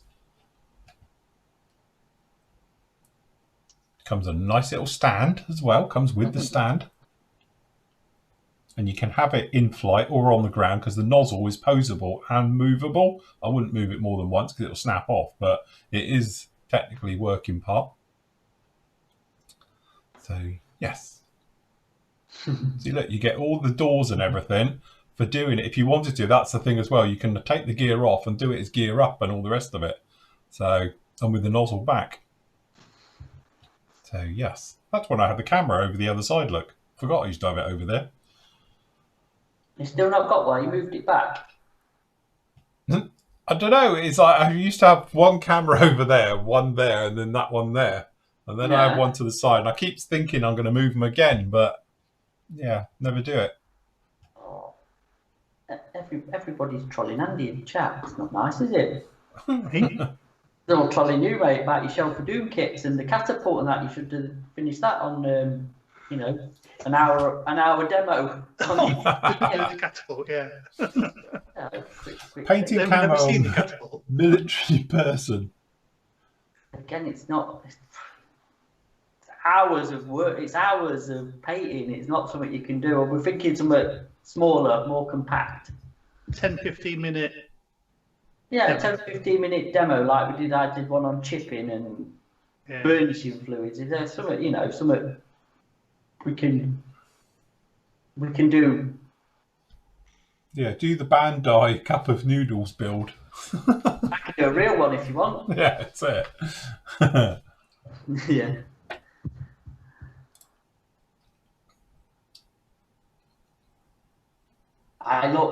Hey, look what Alan's put up. What's that? Yeah, I had a bugger of a time smoothing the tiny barrels for the miniguns on my Blackhawk. What's the secret to working with very small, fragile parts? Yeah, scrape cleaning. For doing that, for deburring, if you've got those bits, is to literally scrape clean them. Or buy some master gun barrels. Ooh. Best way to freehand paint cockpit glass, as in the framing, I take it, not the clear parts. Good masking tape, I'd say. Buy a mask set. Or buy a mask set. Yeah. Phil, how do you clean your older finished models? I've got a video on that as well. Yeah. So literally airbrush the dust all off, and then, as I say, anti-static brushes are your friend for that one and going right the way over them. And then for the clear parts and stuff like that, you can just use cotton buds with a little bit of warm soapy water. Yeah, I mean, Phil's got a big thing, but that's the Tamiya anti-static brush, which comes with a little end bit as well. Yeah, that nobody ever knew about. Yeah, that no one knew was there. Until somebody probably pulled it and went, oh, what's that? Yeah, not quite sure what you're supposed to do with that bit, to be honest with you. I never knew that was there for it. Yeah. You know, it's not like it's even on any instructions, is it? No, but it is a nice. Nice though as well. Yeah, look. Yeah. That's a. What the hell is that? That's a piece of rubber. It's like a rubber pencil thingy. It's like a rubber sculpting tool. Hey, no, it's definitely fibres. Oh no, it's rubber. Yeah, it's just a lot thicker than. Oh, yeah, it's a bit odd though, isn't it? Yeah. I'm thinking, get them outside on the patio and get the jet wash on them. Yeah. To be honest, you can do that, and I have done it as well. So if you put like warm, mild soapy water through your airbrush and pressure wash your model, I've done that before. Isn't this just a soft makeup brush? Basically. I would have thought so. Yeah. How to deal with carpet monster. Okay, so you usually just do the hand trick. If that doesn't work, you get a light and bend down and have a look for it. If that doesn't work, just get your Hoover and put some old pair of tights over the end and just go round with it and then check it and see if that finds it. If that don't find it, it's gone forever. I generally spend about 10 minutes looking for it and then shout the wife. Yeah, and she normally finds it for me. So, well, actually, there's one here that guys put up that I could actually do. It says demoing and removal of small particles from paint jobs and polishing 1K clear. Well, I can do that. That's doable because I can prep for that because I've got a car body shell that can show it on. So, yeah, all right, that's a good one. Sean was asking what figure you're putting in the X15, Phil. Probably won't. I'm going to have a silhouette. So a piece of cardboard in there. Again, because technically I haven't got anything that would go. But when you're dealing with windows the size of that, it's like, you know, you can't really see it on here, but it's literally just two little slits. And technically there's even ones which don't have windows. It has got photo etch to cover them. So, yeah. Yes. So you're not going to see much in there at the best of times with this thing. It's not that clear either. So I think we'll... The weird thing is as well, I'll tell you what is quite funny. I don't know how well you... Hold on, I'll put my overhead to show you the fact to this. And I'm not doing this as a cop-out of like, why bother? Is that you physically can't see the pilot in this when it's installed. So bearing in mind, let me get my seat. You have your seat in here. Okay, which locks in and is absolutely great. But when you put the glasswork in, you can see where the seat is in relation to the windows. So you can't really, you're not going to be able to see much of him in here because even if you look it straight down and looking in from the side, you're not going to see him because he's going to be back in with his head up here with the windows there. So, yeah, I don't think it's going to be too much to see. You can just about make out the little windows, round windows there. And if you put on the photo etch windows, which are smaller versions, I don't know why, but obviously they're a bit smaller for it. So, yeah. Put a Lego man in it. Well, yeah, this is it. In fact, you could probably put anything in there because this isn't exactly crystal clear either. So, so I don't think it's going to be a mass issue, really, when it's in the closed down position. I've had a bit of a play with it. I've been sanding this down today to see if I can get this to fit a bit better. And I've got it down to about 1/4 mil difference now.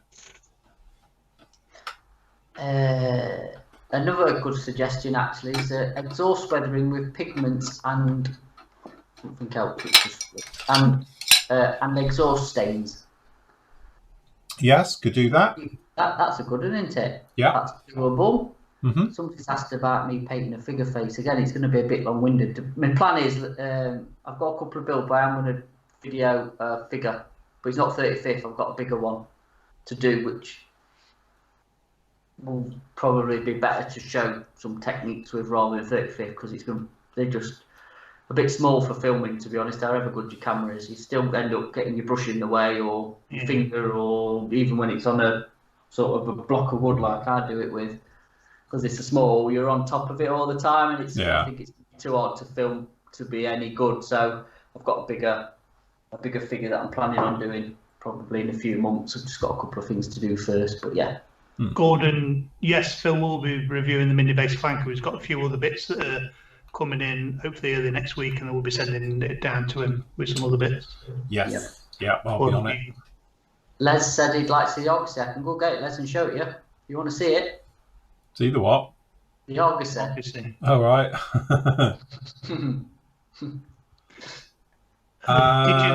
Go on. So, DJ Moore says, has Bandai stopped doing Star Wars kits? Yeah. They haven't done any for a long time, have they? Well, the B-Wing was the last one out, wasn't it? The 72nd B-Wing. Is that because there haven't been any Star Wars films out to cash in on? Well, there was a rumour going round that they bid for Mandalorian but didn't get it because obviously Revel's got it, haven't they? So, yeah. I don't know if that's true or not. That was just a rumour floating around on dubious sites probably. But there was a rumour saying that they bid for the rights for it, but Revel got it. And Revel's the only one who's actually doing the Mandalorian stuff. Yeah. He says they go for stupid money on eBay, but that's because they're not licensed to sell in this country, are they? So, you know, we don't officially import them into this country. So once you get a Japanese market ones, aren't they? Yes. So what happened to this regional thing then? Well, it still counts, doesn't it? Bandai has the region for the Far East. Revel's got it for Europe. Yeah, but then how come then that they haven't got the Mandalorian stuff in the Far East? Why haven't they got the licensing for it there? Like, well, again, I think that's the same way as that. Obviously, Revel don't have a manufacturing license for building it, so even if they did, it would have to go under license to Bandai or whoever's going to do it for the Far East, isn't it? Mm. So it's a bit like we've had to wait for a rebox of Revel, the Bandai kits, to come into Europe because again they put a stupid thing of doing it, isn't it? But it's all money, isn't it? I mean, yeah, but no thingy to like no disrespect to Revel, but do you think Bandai would really rebox a Revel kit? Well, this is it. Probably not. So you probably won't see Mandalorian with that side of it, isn't it? So yes, I don't know. Now that the Legacy Hornet has been completely withdrawn from US service, do you think we can expect a re-release of the old Hasegawa kit? Still a nice kit. The P26 kit. Look, I've got it winking at me right now. But obviously Kinetics one, I think, has superseded it. If I was to build it, because I have done them all now, I would still, if I'm doing another Legacy Hornet, I'll do the Kinetic one. Because it's a far superior kit, as in detail and various things going together. It is very nice. What do you think to the new Hobby Boss E coming out? Well, again, we'll have to wait and see, won't we? Like everything, I think, you know, we've said like F-16s, it's like Hornets now, E's and F's is where it's going to go. So we will wait to see what that one's like. Be nice to see the main one when that one trundles in. Have a go with that. Yeah, I mean, did you see... I forgot that Hobby Boss are releasing a new 48 Chinook, aren't they? The A. Yeah. Very soon, because obviously that then coincides with the 35th one and the 72nd Trumpy ones, doesn't it? Yeah, it fits in nicely in that little series, doesn't it? Yeah. See what that's like. Has anyone ever built the Revell Hadley Page Victor? I'm currently working on it, and oh man, what a kit. Don't forget, that's a Matchbox kit. Yeah, not a great one either. Yeah, it's the old match. I've built a few of those. We're back in the day, and yeah, it is what it is. Raised detail, horrible. Say, if you want to go down the route now, you'd do the Airfix one. Yeah, being nice, recessed, and modern. But I'd say, do yourself a favour, put that one in the bin, and go and get an Airfix one. Yeah, because I don't know if you've got that far, but the glasswork at the front does not fit one bit. No, you'll be in there with the filler. Terrible. Yeah. Sanding and filling to get that in there. Hi, Phil and team. What are you when you're talking about lacquer paints? Do you include Tamiya XF series? They market them as acrylic, but since they're alcohol based, do you consider them lacquers? Again, it's that hybrid thing, isn't it? It's technically a hybrid between an acrylic and a lacquer being alcohol based. But I don't treat them as a lacquer, as in like with the LP range, I call a lacquer. But we've spoken about it before. The easiest way we clarify this type of thing now is that if it's got a flammable symbol on it, it means you can put lacquers through it. So it's technically a lacquer-based paint. If it doesn't, it's an acrylic. That's how I do it. And I know it's not the correct way. And I know people will be screaming, going, it's not right, Phil. I think you'll find that. Yeah. If it's got a fire, so as far as I can say, if you can set fire to it, it's flammable. It's a lacquer-based product. If you can't, it's then going to be thingy. And I know enamels will probably burn as well, but... Considering we're thin it with that as well. Yes. It's sort of like... Yeah. But the thing is, like we discussed on last night's show, you know, we mix, all of us routinely now, lacquer, Tamiya lacquers with normal and with other lacquer paints, and it all mixes beautifully well, no problem at all. So being lacquers, the great thing with lacquers, they're not as finicky as acrylics. Some acrylics don't like mixing with other acrylics, but lacquers mix with lacquers. It doesn't matter what shit it is, and we've done it a lot. So I always mix LP with Hitaka, and then obviously with LP paints. I mixed a load the other week because I was making an off-white when I was working on the Star Trek thing, Enterprise thing. So with that one, it was a case of, right, I needed to put a little bit of buff in, and I was getting very low on white, so I used LP with acrylic buff in it. Worked beautifully, no problem at all. So Roger Rawson says on it, what's the best tweezers which hold parts better? A good pair. It's loads. My go-to ones now are the display pointy ones, which are we sell now as the Meng ones, don't we? Yeah. And they are lethal, but they also do a blunt pair, which I need to get hold of at some time. Yeah, the thing with tweezers, the better tweezers you get, the better the ends keep the shape. Yes. By cheap ones, it's like bend dead easy. But yeah, the display one, sorry, the main ones that we sell are the same as these pointed or the blunt ones.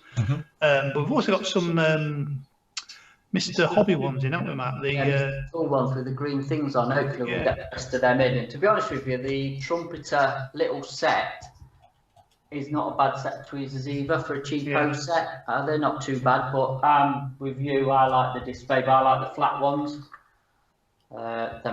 Again, also, when you're holding parts with tweezers, like everyone says, it's nothing worse when they ping off. That's to do with how much pressure you're holding them with. You know, all tweezers, no matter what they are, will ping bits off. If you're pushing down really hard, they will just go. So also, when you're holding parts with tweezers, don't over squeeze them. So I mean, I like these, which are Tamiya photo etch bending tweezers. Again, it's because they're made out of a good metal and they don't bend, the ends don't bend, and they've not got much squeeziness. I don't know. Yeah, sort of like, they're quite easy to hold together again, so you're not putting too much pressure on it to hold them together. Yeah, like you said, some of them can be resistant. That's squeeziness sounds better, but resistance. I think, yes, I know what you mean. Yeah. But yeah, I mean, it's again, you can spend fortunes on pair of tweezers, can't you? But do you really need to? Don't know.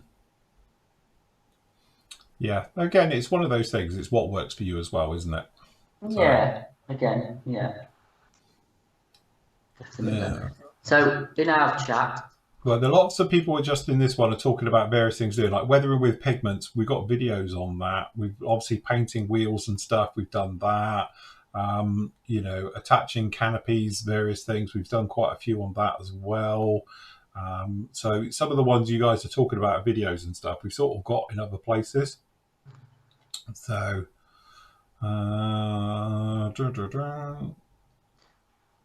Paul wants to see a bloopers video of you making a mess of the kit.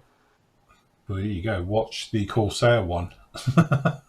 Yeah. Well, I was just about to say that professionally don't really mess up, do you? Well, this is true. Absolutely. I never make a mistake or anything.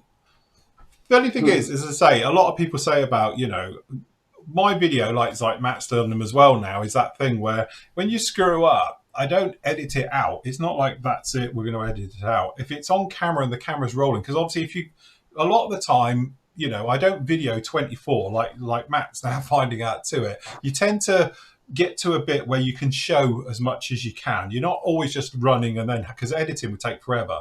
So you tend to set yourself up that I'm going to show this section of the build and we're going to go through it. If it happens the cameras are on and it goes wrong, I show it. If the cameras aren't rolling, I don't. Because you can't recreate an accident, so to speak, that well. But a lot of the time, just going through that one, then it showed where I got paint, big blob of paint all over the model. And one of the ones I saw it, we go flicking through just then.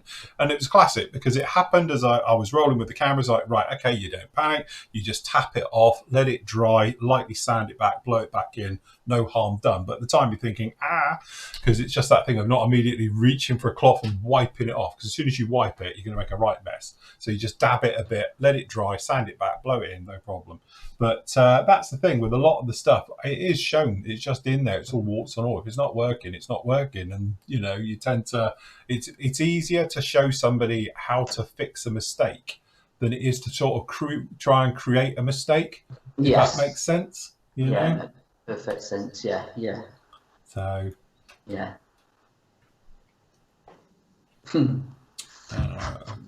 Any chance of a review of the Fine Molds F4 EJ? When you can get one from the Froome Model Centre. Crikey, I haven't heard that place for a while. It's not far from me. So yeah, I'll have to ring them up. Can send you one for review. Yeah, can they send us one? I'll review it. Ain't you doing the fine moulds? Not an F4. Just the Tomcat. No, I did the Tomcat last week. Yeah. Yeah.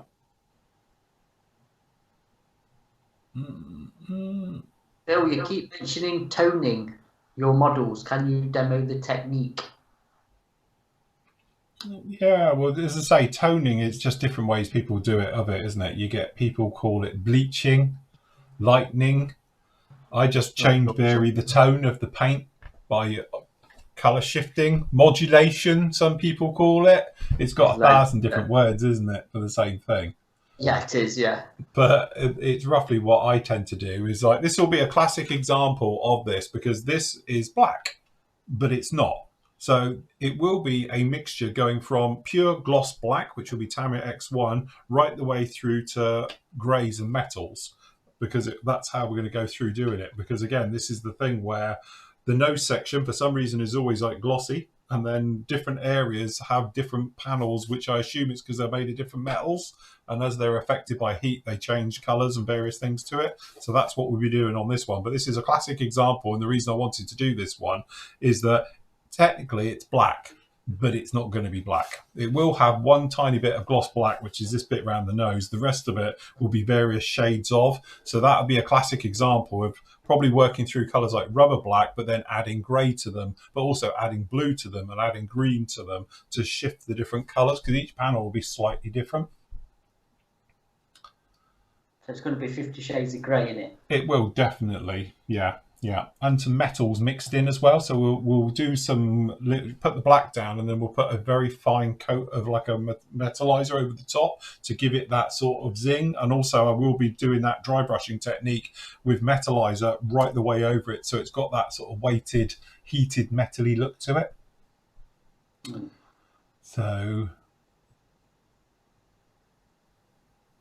Phil, you live near an national park. Do you go there often? Yes, it's literally there. Literally, I'm on the edge of it, the cusp of it, of the Dartmoor National Park. But yes, we're pretty much there every week. We're allowed. People down the road aren't allowed, but we're allowed there because it's our local. So, but yes, no. Love our bit up Dartmoor. The guys, when they come down, we always go up to the moor. Then we go to Widdicombe on the moor for a nice Sunday roast. Oh, nice. That will be nice. We're going to do that again. Yeah, that's it. Is it still there? Is it still yeah. Yes, cool. All still there. Get us booked in. I will do, no problem. Yeah.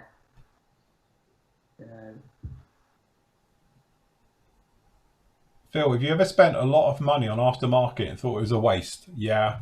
The Mosquito, Tamiya Mosquito. Yeah. I spent hundreds of pounds on that kit, on all the aftermarket for it, and then it was a total waste of time because the kit is really good out of the box. You don't need to spend all of that money onto it, especially if you're going to have it buttoned up. If it's closed up, you know, because obviously I did all the gun bays, the bomb bays for it, the cockpit, harnesses. We did, everything at it, engines, the lot. And yeah, shouldn't have done it. No. Classic example is the Seahawk, is that the engines are all there, they just need detailing up, and spending half a day in some lead wire and a couple of bits of sprue and stuff, you can make all the details for it and really bring it to life. You know, because I've had lots of people say to me about, oh, you can get aftermarket engines for it and you get an aftermarket rotor head. There's nothing wrong with any of the kit parts. You don't need to go out and do it. The detail is all there. It's just you need to add just a little bit more to it to really make it pop and come to life. And just spending a bit of time doing different colours of metals, you know, and obviously the rubber areas where it has like gaiters and various things for it, doing those, and you can really make it a very stunning piece to look at just off the bat without needing to spend money on it, which is the nice thing.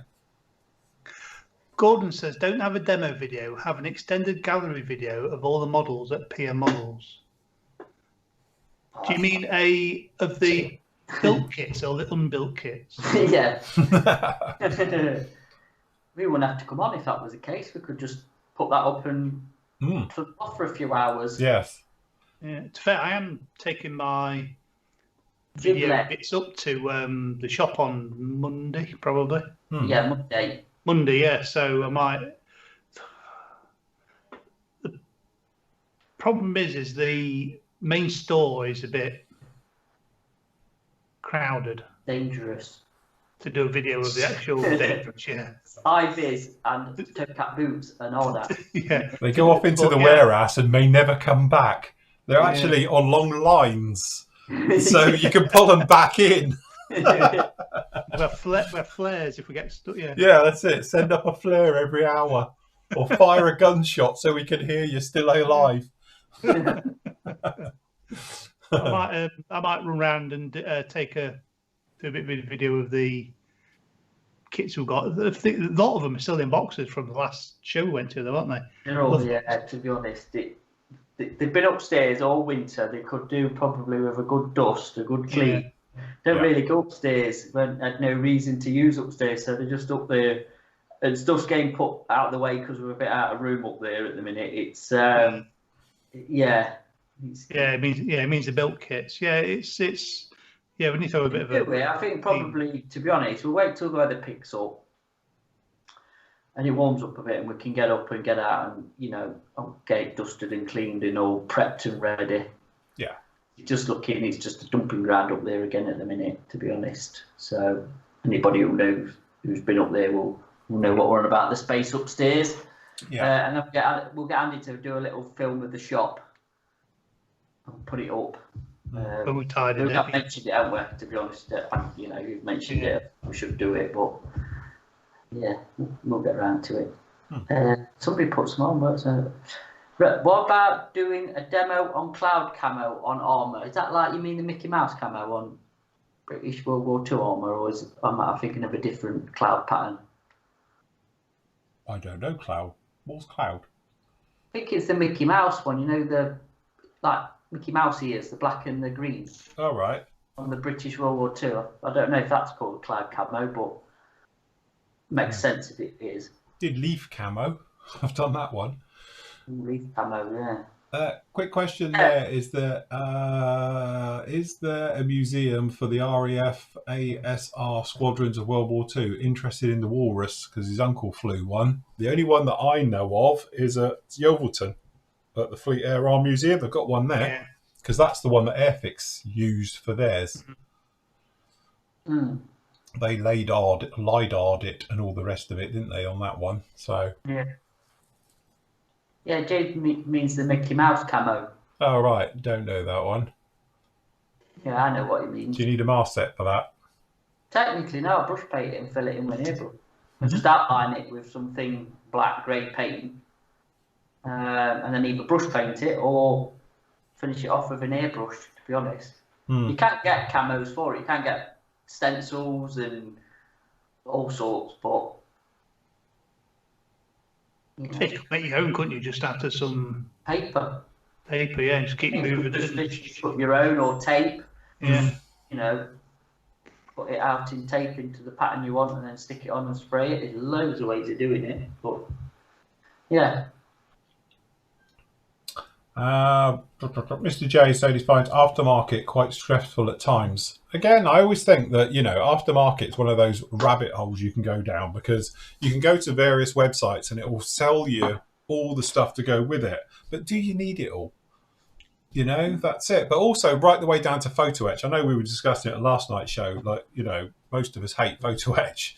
So I'm a great believer in use what you want to use. Don't think you have to use every single piece of photo etch that's on that sheet because it has to go on. You put on what you feel it needs. You know, it is an aftermarket add-on to the kit and all the rest of it. Doesn't mean you have to use every single part. So, you know, I'm a great believer in, like, you know, that I'm going to use that, and that. And if I've got a load left over, it's in there. It's in my spares drawer. I'll use it for other stuff, which tends to get eaten up somewhere. I say it's better wet. That's a rabbit hole John's gone down with his savouring it. Yeah, that's it. And you can, I think, you know, I did it sometimes. I feel that, or we'll do like a super build like we were talking about the other day. And it's like, I'll throw everything at it.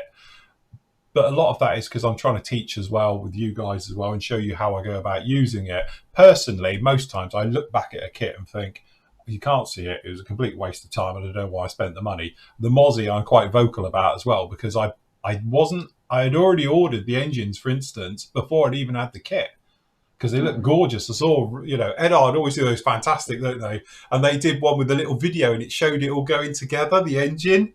It was a little 3D CAD video of like the engine and all the detail. And that was it. I was sold. That's the most detailed Merlin engine I've ever seen. And thought, right, I'm going to have 2 of them. I'm going to have them on my Mozzie. And then when the kit turned up, I'm looking at the parts thinking, do you know what? There's nothing really in it. They're pretty good. Yes, it hasn't got all the hose in and all the wiring and everything that obviously the aftermarket one has. But you can scratch them. You can just make them out of lead wire and put them in yourself and probably save myself. I think they're like 90 quid, those engines.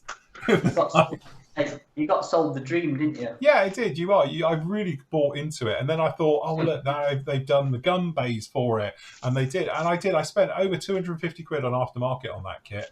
And honestly, now, if I was to build another one tomorrow, I'd probably spend maybe 10 quid on wiring and do it all myself. Harnesses. And harnesses. Yeah, I do them out of foil now. I just use them, you know.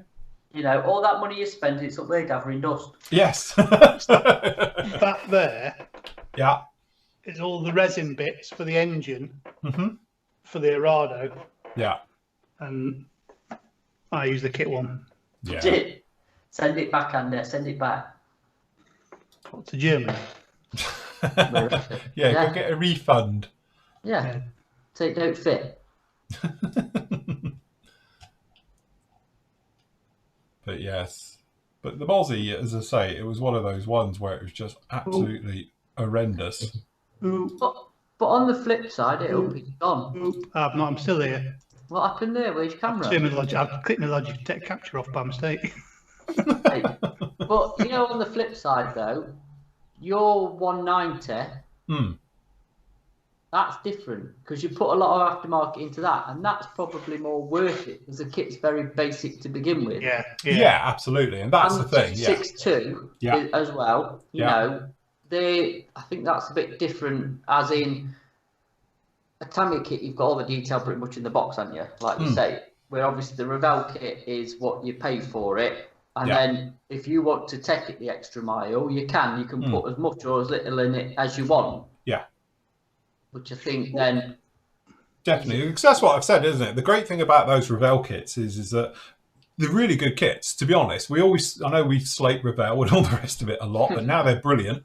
But the thing is, it was that with those particular, the Spitfire, obviously they did the Mustang, they did the 262, the 190. They're very basic, but they are brilliant for doing what like I did to them. And that's saying, right, okay, we're going to give this one a new engine. We're going to give it the wheel wells. We'll do the photo etch for the flaps. You can add it and make it as good as a Tamiya kit, you know, and you can just do it how you want to do it. That's the point. One thing I was surprised with the Mosquito was that you changed the wheels, because it was one of the bits that they were showing off. When they did it, because the way the wheels are all fit into each other, so that they're seamless. Yeah. That was one of the bits you changed on it. And wasn't it? again, well, that was another thing. I've still got a set here if anybody needs a set. I think I've got a pair in here of those wheels, which, yep, there they are.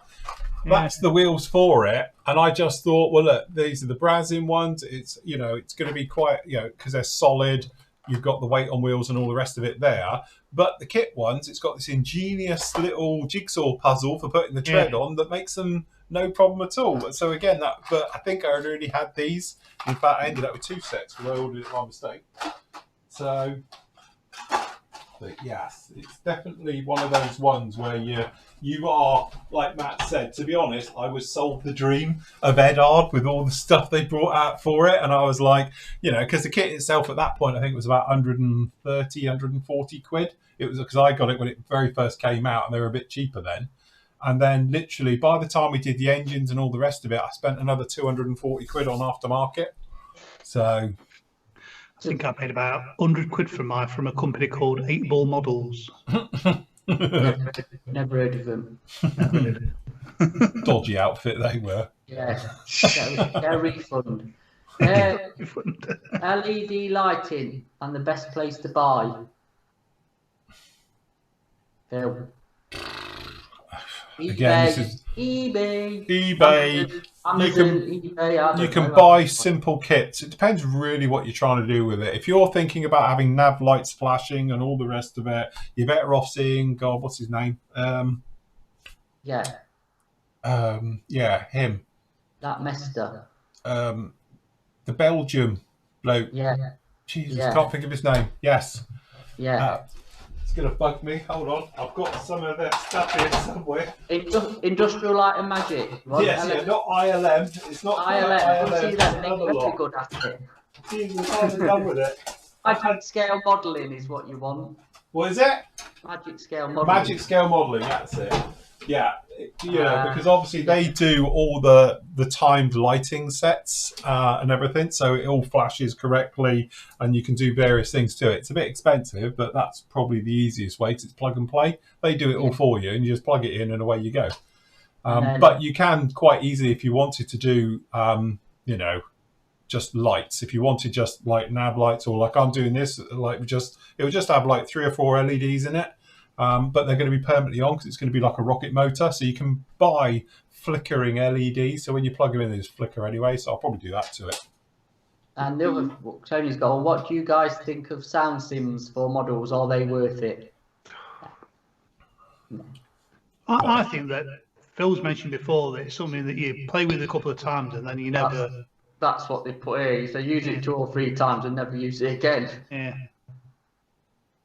Yeah, pilot figure hanging off the end of that ladder. Who painted that? I don't know. Dodgy.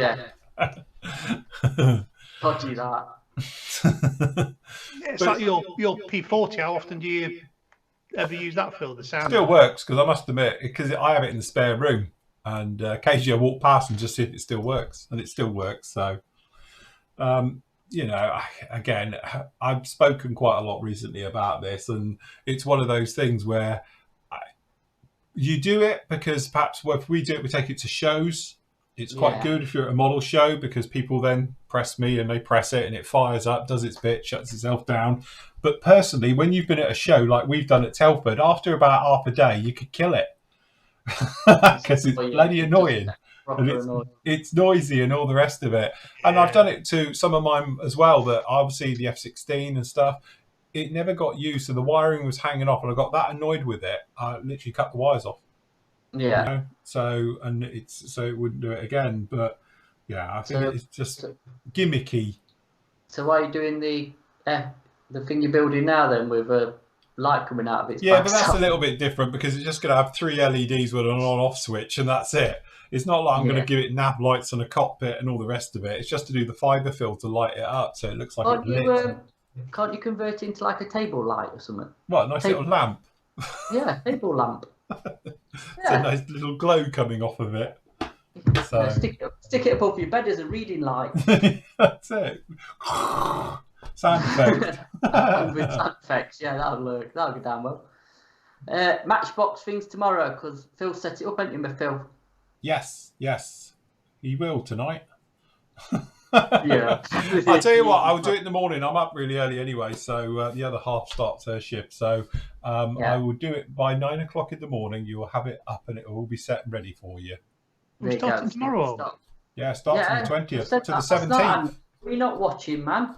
I was watching. I have it here written down. Look, I've got it from March the 20th to April the 17th, the 2021 Fun Sig stroke whatever. I thought it was starting. Don't forget our live show for this is on the 3rd, Saturday the 3rd. And then I'm on holiday between the 5th and the 11th. So I thought it was starting next month. Well, this sort of fits in between it all, doesn't it? So, yeah. Kimber and Bull's asking what's good PVA for canopies. That's it's all I use. really good. Yeah, it is. That's it. Yeah. Yeah. We did all at one time buy this. I can't tell you what it's called because it's all in Japanese. Oh, didn't you get any? No. Right. Well, all right. All of us apart from Phil bought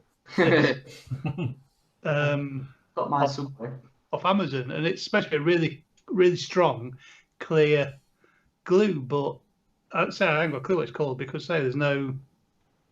It's all in Japanese, so don't know. But it is quite good. But it's the thing with PVA is you can clean up easy.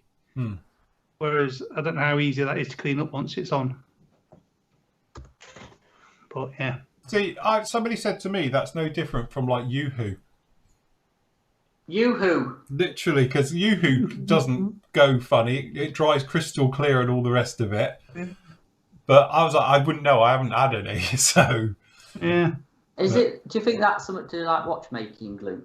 Yeah, because to be honest, I've got both here. I've got Yoo-hoo and I've got that watchmaker's glue. That GS stuff which everyone raves about. And to be honest, I've had this conversation before, but I think these are identical. It's just this one is in a tiny little tube and this is just obviously your normal Yoo-hoo. But they're both clear. They both smell exactly the same and they both seem to have that, it never goes rock hard. It's got some little bit of give in it. So, yeah. I think this smells. It smells. This has got no smell at all. No. Need a tag. It's made from fish brains. Yes. It doesn't smell like fish brains. Whatever fish brains smell like. You're an expert in fish brain smell. I just presume they smell the same as the rest of the fish, but. There was a couple of things just saying about, and I can't remember what they were now, but I was going to go back to them. But Jeff says, will there be a live show for non-members? Yes, that's going to be. Don't forget, what happened is we're doing the Friday, which will be on the 2nd of April, because we'll be doing it as part of this anyway. And then on Saturday, we're going to be doing live shows throughout the day. So we're not sure about the one in the morning yet, but there'll definitely be one in the afternoon and one in the evening like we normally do, because obviously it'll coincide. We're going to do a little bit of a sale as well with PM and various offers and that. We'll do demos and it'll be like a model show if you like, but it'll be our Easter show. A special one for that one. Yes. And then we'll be out of lockdown, won't we? Yes, then we're all free. Then we won't see anyone again. We can all go out and party. Party. Yes. Quiz, yes. Nathan, we might have a quiz night if we can get Nathan to do it, which I'm sure we will. Mm-hmm. So, yes. Got a pub quiz night, haven't we? Yes, but we'll have to have the quiz night.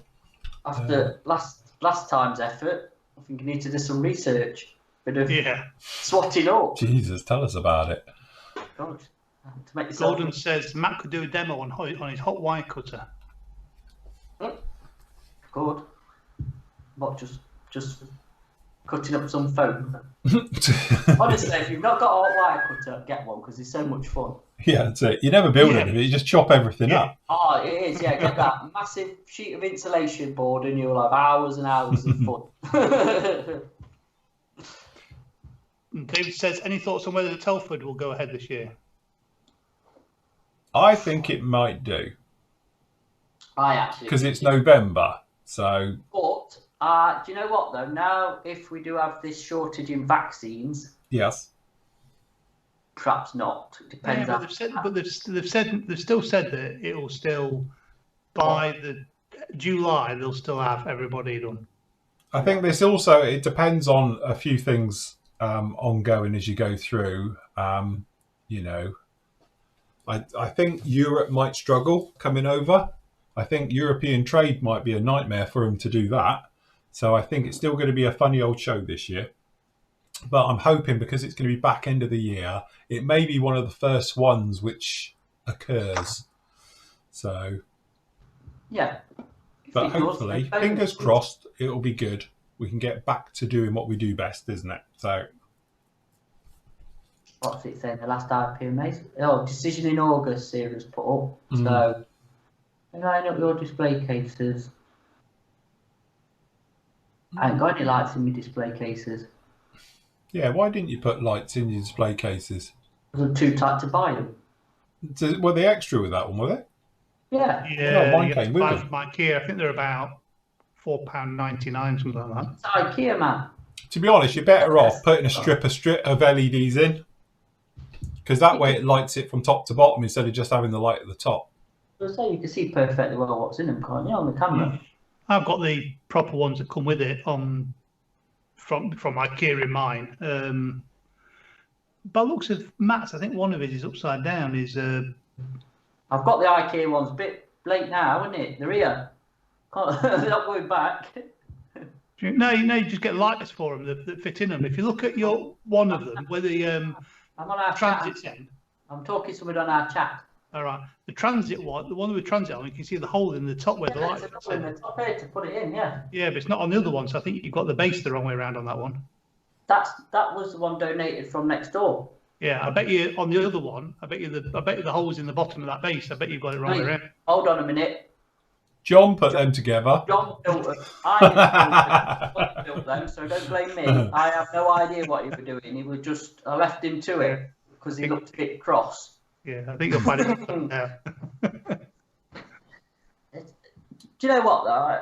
Just joking aside, I know that I've just got here as a bit of a backdrop, but to me, and like Phil and probably Andy, once our kits are built, I ain't bothered about them. They normally with a box. It's only because I need a bit of a backdrop here, and obviously that one's Kev's. There's our tranny bands, and then that one's Andy's that you can't really see. It's down there. Is HE. It's Focke-Wulf 109, and then these things will just go in boxes. I'm just going to rotate it. So there's only me and Andy here as well.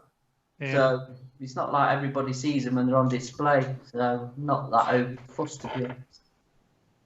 And they are starting to get on my nerves because they're in my way every time I move my chair. God, yeah. I keep bashing them out. I've not smashed them yet. I've got no idea because I keep ramming into this one especially. I can see some crunch and bin. So yeah, they're not. I don't know. They look all right, but I might have to do something else behind here. I think we need them hanging from the ceiling. What, the cabinets? Go on. Yeah, got a dive bomber coming in. Spitfire behind it.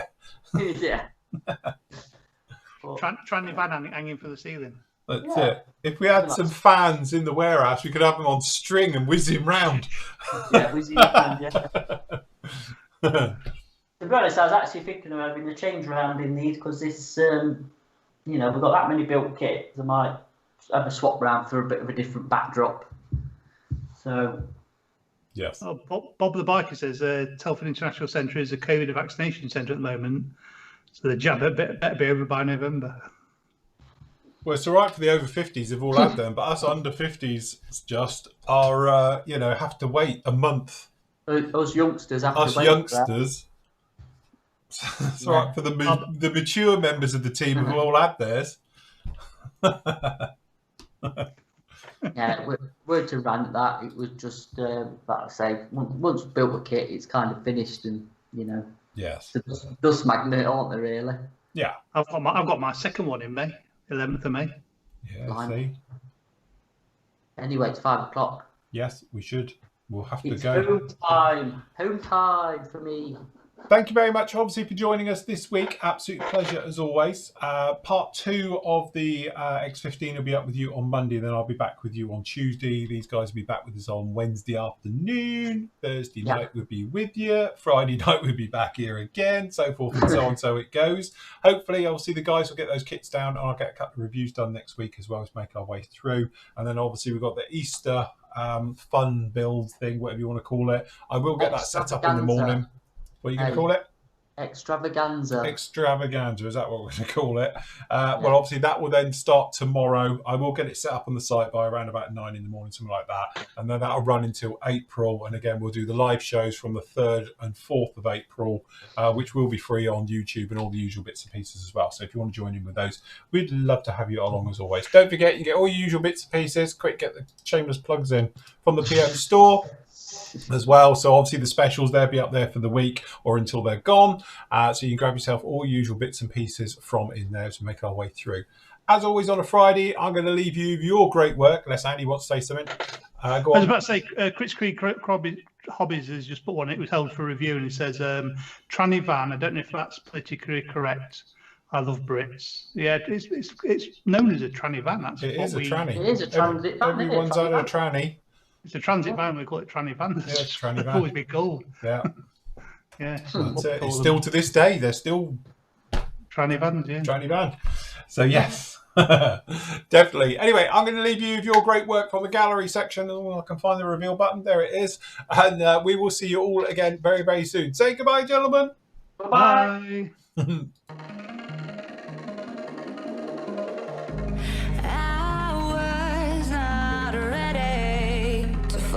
I'm wasted. My heart grows heavy. Don't taste me rushing and keep your words naked. You got me blushing. And you forever I'll follow. You'll be my holy ground. You forever I'll follow.